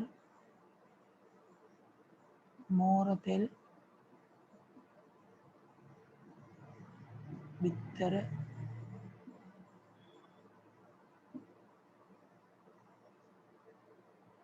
මාළු මේ වගේ වේ විටමින් D කියන එක බහුලව තියෙනවා. Vitamin D.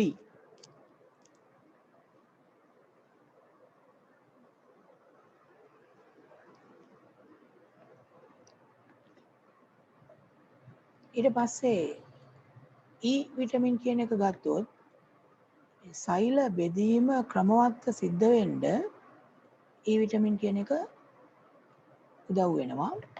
සෛල බෙදීම ක්‍රමවත් අපේ ශරීරයේ දැන් සෛල බෙදීමින් තමයි අලුත් සෛල හදන්නේ. ඒකට ක්‍රමවත් ඒක සිද්ධ වෙන්න විටමින් E උදව් වෙනවා. මේකට මොනවද උදව් වෙන ආහාර? දැන් E විටමින් තියෙන ආහාර මොනවද? තිරිඟු වල තියෙනවා. තිරිඟු,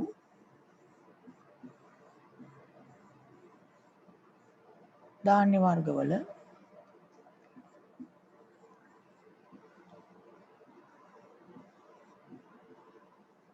පලා වර්ගවල,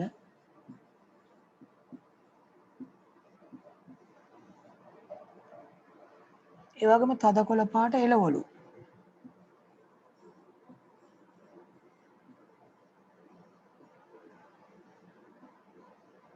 තද කොළ පාට එළවලු.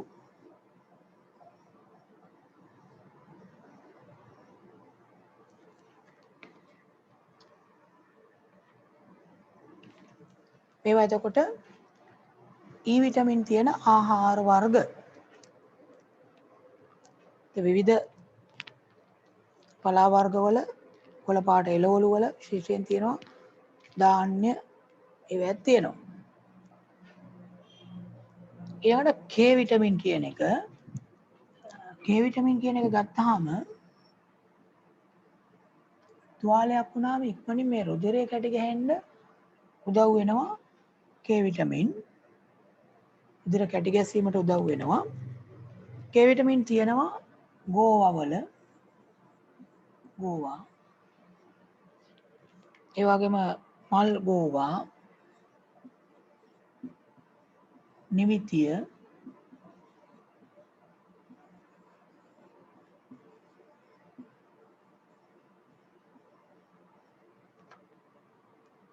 තක්කාලි,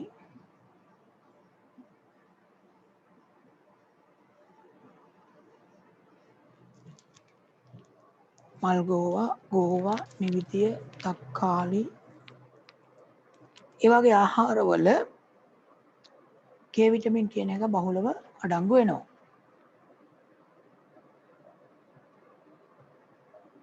ප්‍රධාන කීපයක් තමයි අපි ඔය ලිව්වේ. විතර මේ එක එක විටමින් වර්ග බහුල ආහාර ටිකක් මතක තියාගන්න වෙනවා පාඩම් කරලා. ඊළඟට තියෙනවා බලන්න මේ විටමින් වර්ග වලින් ඔය කරන කාර්යයන්. දැන් මේවා අපි කියවුණා. හදින් බලන්න මේ එක එක විටමින් වලින් මොනවද කරන්න කියන එක. විවිධ ආහාර ගත්තාම දැන් K විටමින් තුවාලයක් වුණාම රුධිරය කැටි ගැහෙන දායක වෙනවා. E විටමින් සෛල බෙදීම ක්‍රමවත් සිද්ධ කරන්න උදව් වෙනවා. D විටමින් අස්ථි වර්ධනයට සහ දත් දිරා යාම මැඩ පැවැත්වන්න උදව් වෙනවා. C විටමින් විදුරු මස් වල නිරෝගී බව පවත්වා ගන්නත් ප්‍රතිශක්තිකරණය පවත්වා ගන්නත් උදව් වෙනවා.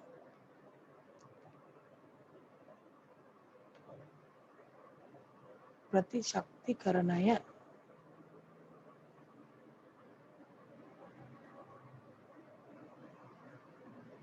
මොකද්ද? ප්‍රතිශක්තිකරණය කියලා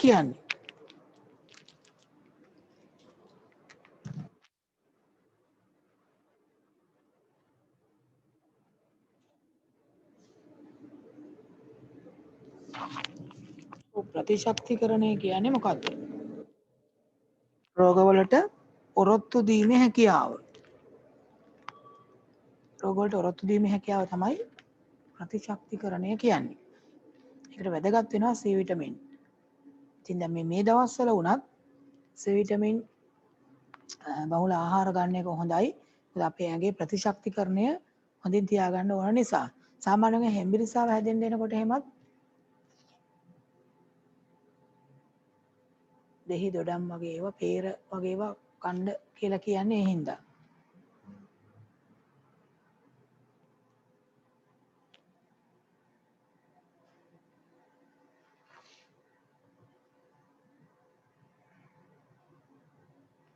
ඊළඟට බලන්න B විටමින් කියන එක අපි කතා කරා මතක ශක්තිය වර්ධනයට අලස බව දුරු කරන්න B විටමින් කියන එක උදව් වෙනවා.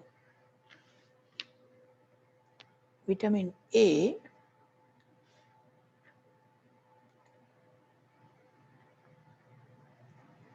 පෙනීමේ හැකියාව වර්ධනය කරන්න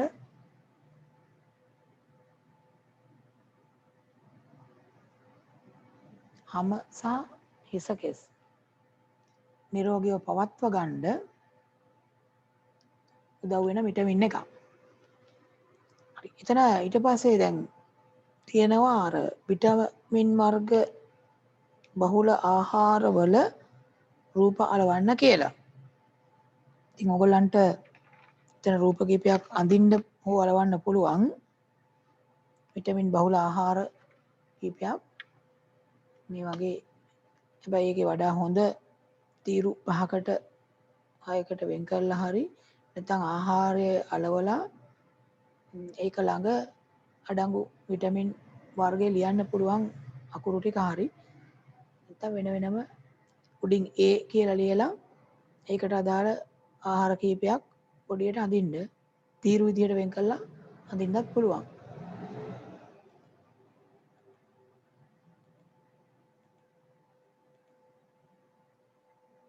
ඊට පස්සේ තියෙනවා මේ විවිධ ඛනිජ වර්ග සහ ඒවා අඩංගු ආහාර වර්ග කියලා. විටමින් කියන්නේ එක වර්ගයක්. ඒකට ඛනිජ වර්ග. දැන් විවිධ ඛනිජ අපිට උවමනා වෙනවා ශරීරයට. මෙතන තියෙනවා බලන්න මේ වගුවක ඛනිජ කීපයක්. ඛනිජ කීපයක් ඔකේ පෙන්නලා තියෙනවා. එතන තියෙනවා අයඩීන් කියන ඛනිජය, යකඩ කියන ඛනිජය, කැල්සියම් කියන ඛනිජය, ඊට අමතරව කැල්සියම්, සෝඩියම්, ෆොස්ෆරස් ඛනිජ කීපයක් තියෙනවා. බලමු මේ විවිධ ඛනිජ වර්ග ගත්තාම මේ තියෙන ඛනිජ අඩංගු ආහාර මොනවද කියලා.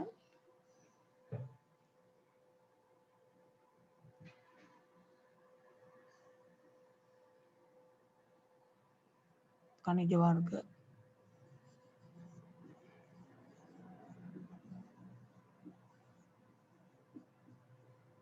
මොනවද අඩංගු ආහාර?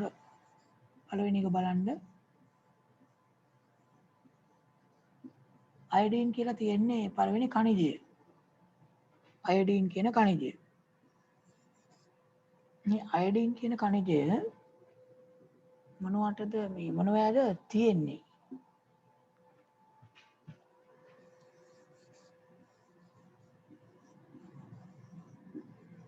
දැන් ඔය ලුණු පැකට් ගන්නකොට ගහලා තියෙනවා දැකලා ඇති අයඩීන් මිශ්‍ර කළ ලුණු කියලා.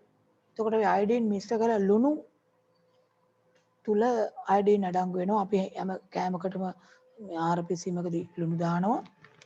ඒ වගේ මුහුදු ආහාරවල මුහුදෙන් ගන්න විවිධ ආහාර වර්ගවල මාළු වලක් තියෙනවා.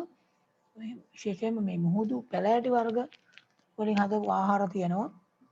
මුහුදු ආහාරවල සහ අයඩීන් එකතු කරපු ලුණු වල.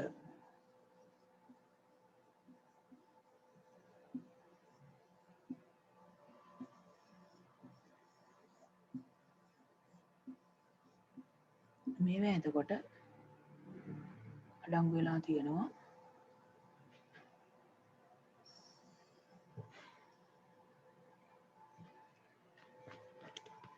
ඊට පස්සේ යකඩ වල මොනවද වෙන ආහාර මොනවද? යකඩ අඩංගු ආහාර යකඩ අඩංගු ආහාර වල දන්නවා අය සමහර ඒවා. යකඩ අඩංගු වෙනවා පීකුදු වල, ඒ වගේම නිවිතිය වල, සාරණ ගොටුකොළ වගේ වේ යකඩ වැඩිපුර අඩංගු වෙනවා.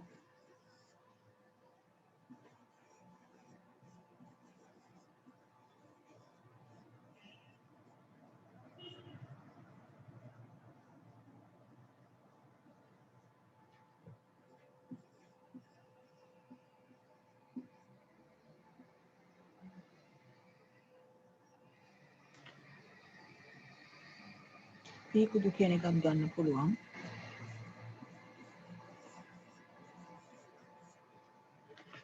ඒවා යකඩ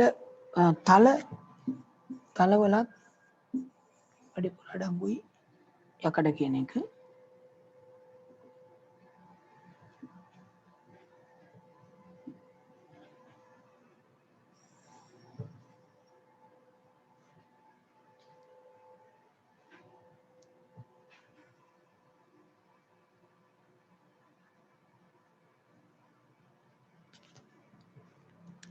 ඊට පස්සේ තියෙනවා කැල්සියම්. කැල්සියම් කියන කණිජය ගත්තාම කැල්සියම් කිරි වල තියෙනවා, හාල් මැස්සන්ගේ තියෙනවා.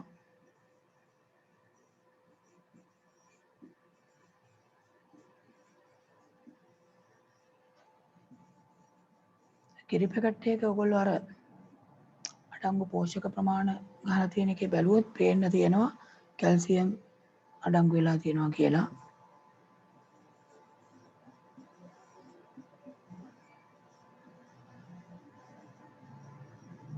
කුඩා මාළුන්ගෙත් තියෙනවා.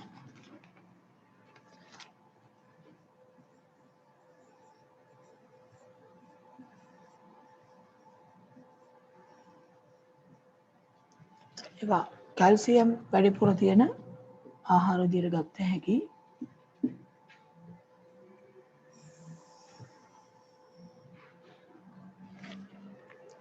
ඊට පස්සේ තියෙනවා සෝඩියම්. මොනවද සෝඩියම් බහුල ආහාර?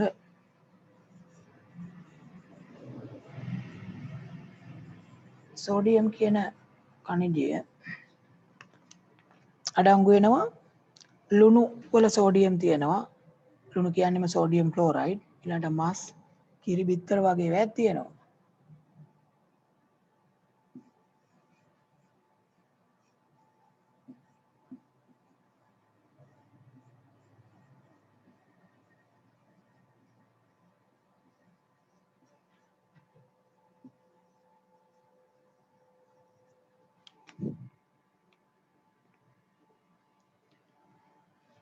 මේවා එතකොට සෝඩියම් බහුලව තියෙන ආහාර විදිහට ගත්ත හැකි.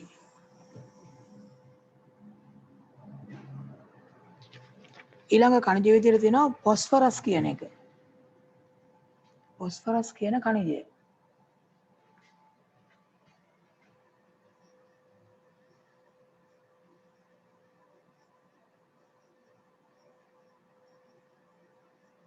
ෆොස්ෆරස් කණිජය සුදු ලුණු වල තියෙනවා,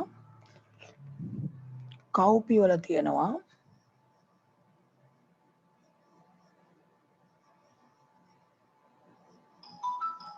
සුදු ලුණු වගේම කව්පි,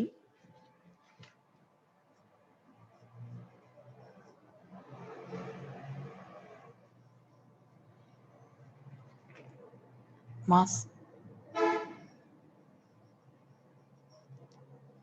කිරි, කැරට්,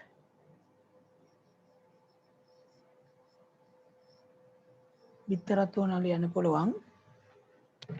ඒ වගේ වේ බහුලව අඩංගු වෙනවා ෆොස්ෆරස් කියන කණිජය. විවිධ කණිජ අඩංගු ආහාර. එක එක ආහාරවල පේනවා ඇති විවිධාකාර කණිජ තමයි තියෙන්නේ. ඉතින් මේ හින්දා මේ අපි දැන් ඕගොල්ලෝ කරන වැරද්දක් සමහර ආහාර දාලා තියෙනවා නීති අම්මට මම මේවා කන්නේ මේවා තමයි කන්නේ. ආහාර වල තියෙන සමහර ආහාර වර්ග අයින් කරනවා බෙදුවාමත්. සමහර ඒවා කන්නේ නැහනේ. දැන් මේක හොඳ දෙයක් නෙවෙයි. දැන් අපිට එක එක ආහාර වර්ග තෝරා බේරගෙන කනකොට වෙන්නේ සමහර කනිජ වර්ග, සමහර විටමින් වර්ග දිගටම නොලැබී යන්න පුළුවන්. මොකද හැම ආහාරයක්ම අපි ගත්තාම තමයි මේ කියන දේවල්. දැන් මෙතන මේ කනිජ වර්ගත් මෙතන තියෙන්නේ 5යිනේ. තව කනිජ ගොඩාක් අපේ ශරීරයට ඕන ඒවා තියෙනවා. ඉතින් මේවා විවිධ ආහාර වර්ග වලින් තමයි ලැබෙන්නේ. ඉතින් එතකොට දැන් කවුරු හරි කෙනෙක් තෝරා බේරාගෙන සමහර කෑම කන්නේ නැති වුනහම දිගින් දිගට මෙයාට සමහර කනිජ වර්ග විටමින් වර්ග නොලැබී යනවා. දීර්ඝ කාලීනව යම් යම් රෝග තත්ත්වයන්ට ගොදුරු වෙන එක යම් ආබාධ ඇති වෙන එක සිද්ධ වෙන්න පුළුවන්. ඉතින් ඒ හින්දා මතක තියාගන්න හැම ආහාරයක්ම අපි ආහාරයට ගන්න ඕන. එතකොට තමයි මේ ශරීරයට උවමනා කරන දේවල් අවශ්‍ය විදිහට ලැබෙන්නේ. රස විතරක් බලලා ආහාර ගන්න එපා. සමහරු රස විතරක් බලලා තමයි ආහාර ගන්නෙ. සමහර ඒවා රස අඩු වුණාම කන්න කැමති නැහැ. ඉතින් ආහාර දිව පිනවන එකක් විතරක් නෙමෙයි ශරීරයේ පැවැත්මට උවමනා කරන දෙයක්. ගොඩක් අය දැන් දිව පිනවන්න විතරයි ආහාර ගන්න. ඊට පස්සේ බලන්න ක්‍රියාකාරකමක් දීලා තියෙනවා. ඒකේ තියෙනවා පහත දී ඇති කනිජ වර්ග වලින් අපේ ශරීරයට ලැබෙන ප්‍රයෝජන සොයා ලියන්න කියලා. මොනවද මේ එක එක ආහාර වලින් අපේ ශරීරයට ලැබෙන ප්‍රයෝජන? දැන් මේක මේ ක්‍රියාකාරකමක් විදිහට තියෙන එකක්. එතකොට මේකේ තියෙනවානේ දැන් කනිජ වර්ග කීපයක්. ෆොස්ෆරස්, කැල්සියම්, අයඩින්, යකඩ, සෝඩියම් කියලා. එතකොට මේක වෙනම කොලයක කරන්න ඕන එකක්. මොනවද මේ එක එක කනිජ වලින් අපේ ශරීරයට ලැබෙන ප්‍රයෝජනය? ඒක මේ ක්‍රියාකාරකමක් විදිහට ලකුණු කරගන්න ගෙදරදී කරන්න. ඒක අනිත් දවසේ මම මේ බලනවා දැන් මේක කළාද මොකද තියෙන්නේ කියලා. ක්‍රියාකාරකම කොලයක කරන්නේ කනිජ වර්ග වලින් ඉටු වෙන කාර්යයන් ශරීරයට ලැබෙන ප්‍රයෝජන කියන්නයි තියෙන්නේ. ඊට පස්සේ තියෙනවා පහළ විවිධ කනිජ බහුලව අඩංගු ආහාරවල රූපාල වර්ණ කියලා. ඒකත් මේ ඇන්දර කමක් නැහැ. ඒකෙදිත් අර කනිජ වෙන් කරලා රූපාල වණ්ඩ තීරු වලට වෙන් කරලා ෆොස්ෆරස් තියෙන ආහාර දෙක තුනක්, කැල්සියම් තියෙන ආහාර දෙකක් තුනක් පොඩියට අඳින්න. නැත්නම් අලවන්නත් පුළුවන්. අලවන්න ගියාම ලොකු ඉනේ ගොඩක් රූප ඉඳ මේ අඳින්න එක වර්ගයකට ආහාරයක් හෝ දෙකක් ඇඳාම ඇති. ඒතර මේ කොටුව මෙහෙම තීරු වලට වෙන් කරගෙන උඩින් කනිජය ලියලා ඊට පස්සේ අපිට පුළුවන් යටින් මේ ආහාරය අඳින එක කරන්න. ඊට පස්සේ පොඩ්ඩක් බලන්න එතන තියෙනවා මේ බොහෝ විට එක ආහාරයක පෝෂක එකකට වඩා අඩංගු වේ. දැන් උදාහරණයක් විදිහට ගත්තොත් පරිප්පු වල බහුලව ප්‍රෝටීන තියෙනවා. හැබැයි ප්‍රෝටීන විතරක් නෙමෙයි තියෙන්නේ. ඊට අමතරව කාබෝහයිඩ්‍රේට්, කනිජ ලවණත් අඩංගු වෙනවා. ඒ වගේම බිත්තරවල දැන් අපි කියවනේ බිත්තර සුදු මදේ මොනවද තියෙන්නේ? මතකද? බිත්තර සුදු මදේ ප්‍රෝටීන තියෙනවා. බිත්තර කහ මදේ ලිපිඩ තියෙනවා. ඊට අමතරව කනිජ ලවණක් තියෙනවා. එය සෝඩියම් වගේ කනිජ බිත්තර වල අඩංගු වෙනවා. එතකොට දැන් එක ආහාරයක පෝෂක එකකට වඩා තියෙනවා. ඊළඟට මේකේ තියෙනවා මේ තන්තු කියලා කියන්නේ මොනවද කියලා. කලිනුත් අපි ගොන ආහාරයක අර ඔය පෝෂක වලට අමතරව ජලය සහ තන්තු තියෙනවා අවශ්‍ය වෙනවා කියලා. ඉතින් විශේෂයෙන්ම මේ තන්තු කියලා කියන්නේ ඔය එළවලු වල අඩංගු වෙනවා. කෙඳිමය ස්වභාවය ශාකමය ආහාරවල පළතුරු වලක් තියෙනවා. සාමාන්‍යයෙන් එතකොට තන්තු විදියට අපිට හඳුන්වන්න පුළුවන් ආහාරවල තියෙන කෙඳිමය ස්වභාවය තමයි තන්තු කියන්නේ. එතන ලියමු තන්තු ලෙස හඳුන්වන්නේ මොනවද කියන එකේ ඒක ලියමු ආහාරවල අඩංගු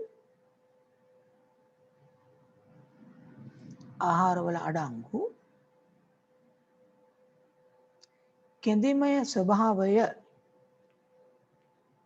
තන්තු ලෙස හඳුන්වයි. ආහාරවල අඩංගු කෙඳිමය ස්වභාවය තන්තු ලෙස හඳුන්වයි.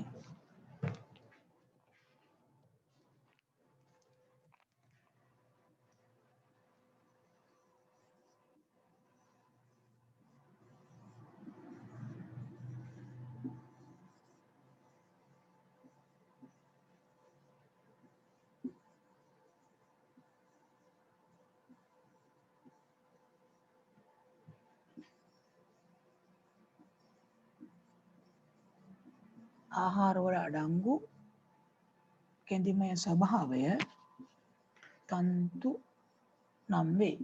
තන්තු ලෙස හඳුන්වයි.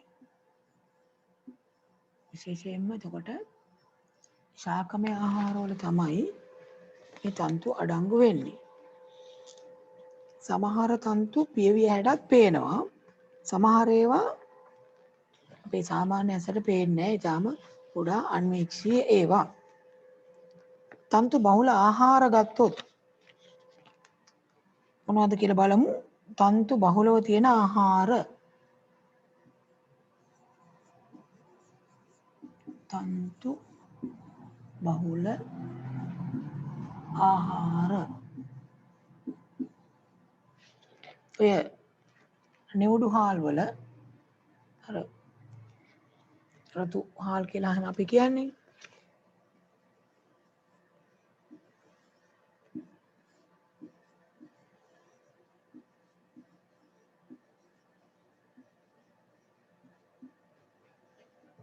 විවිධ ධාන්‍ය වර්ග තියෙනවා මේ වගේ. ඒ වගේම පළතුරු වර්ග. ඇඹරැල්ලා, පේර, කෙසෙල් වගේ පළතුරු වල.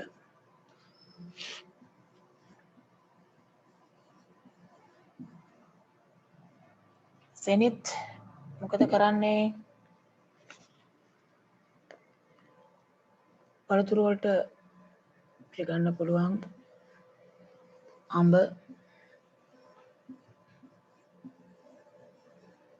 පේර, ඇඹරැල්ලා,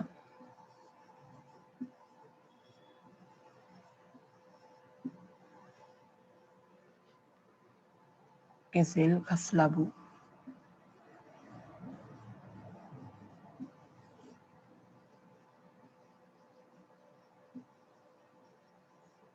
මේවා තන්තු බහුලයි.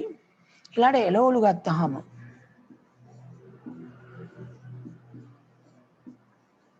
එළවලු වර්ග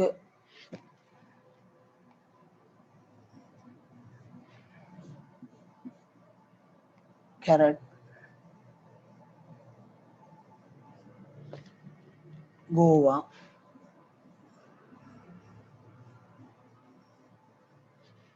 මුරුංගා,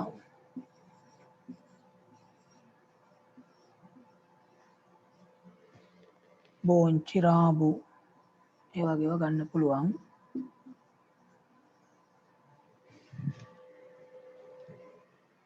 ඊළඟට ධාන්‍ය වර්ග කුරක්කන් වගේ ඒවා.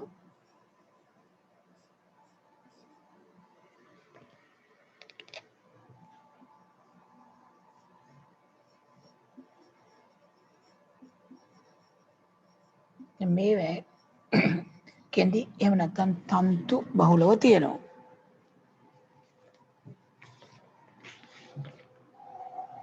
එතන මේ කෙඳි සහිත ආහාර නැත්නම් තන්තු බහුලව තියෙන ආහාර ගැනීමේ වැදගත්කම මොකක්ද කියලා එතන ලියන්න තියෙනවා.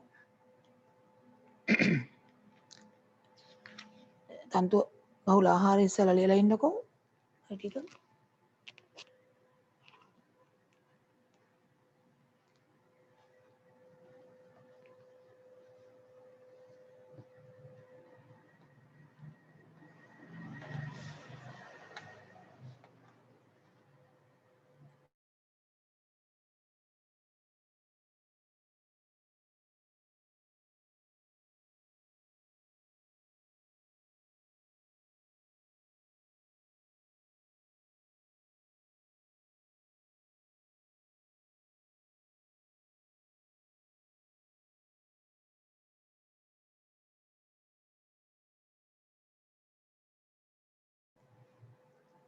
ලිව්වද දැන් තන්තු බහුලව තියෙන ආහාර. හොඳයි. ඊට පස්සේ තියෙන තන්තු බහුල ආහාර ගැනීමේ වැදගත්කම් මොනවද කියලා. දැන් තන්තු බහුලව තියෙන ආහාර මොනවද කියලා උතන ලියලා තියන්න ඕන. පොඩ්ඩක් හොයලා බලලා. ඇයි මේ තන්තු තියෙන ආහාර ගන්න කියලා මෙච්චර කියන්නේ? ඒක පොඩ්ඩක් හොයලා බලලා එතන ලියන්න ඕන.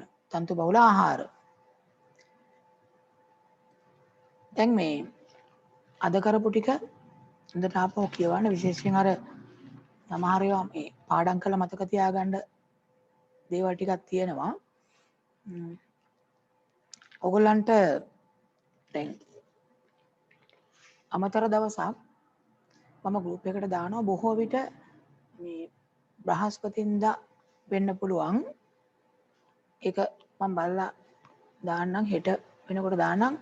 පොඩ්ඩක් අනිවාර්යෙන් බලන්න බ්‍රහස්පතින්දාට මේ අපිට කරන්න පුළුවන් වෙයි. ඒ වගේම මේ දැන් මේ ටියුට් එකත් දැන් ඉවර වෙනවා. ජනවාරි ටියුට් එක ඔයගොල්ලන්ට සෙනසුරාදා වෙනකොට ගන්න පුළුවන්.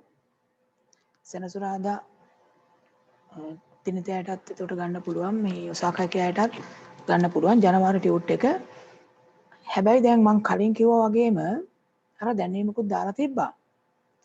දෙසැම්බර් ටියුට් එක අරගෙන තියන අයට විතරයි ජනවාරි ටියුට් එක ගන්න පුළුවන් වෙන්නේ. දෙසැම්බර් ටියුට් ගන්න නැතුව ජනවාරි ටියුට් ගන්න බෑ. එතකොට මේ සිකුරාදා වෙනකොට දෙසැම්බර් ටියුට් ගත්තේ නැත්නම් අරගන්න මම කලිනුත් කිව්වා. දැන් සමහර අය දිගටම මාස 3ක් විතර ටියුට් ගත්තේ නැති අය ඉන්නවා. එතකොට දැන් අපිට හොයන්න බෑ මේගොල්ලෝ පන්තියේ ඉන්නවද නැද්ද කියලා. හැබැයි සමහර අය ගෲප් එකේ ඉන්නවා. පාඩනුත් බලනවා. ටියුට් අරගෙන නැහැ. ඒතර ඒගොල්ලන්ටත් එක්ක අපි දැන් මාස 3ක් ටියුට් මුද්‍රණය කරා. මුද්‍රණය කරපු ටියුට් ඉතුරු වෙලා තියෙනවා. ඉතින් මේක දැන් දිගටම අපිට කරන්න බෑ. ඒ නිසා දෙසැම්බර් මාසේ ටියුට් ගත්ත ප්‍රමාණයක් ඉන්නවා.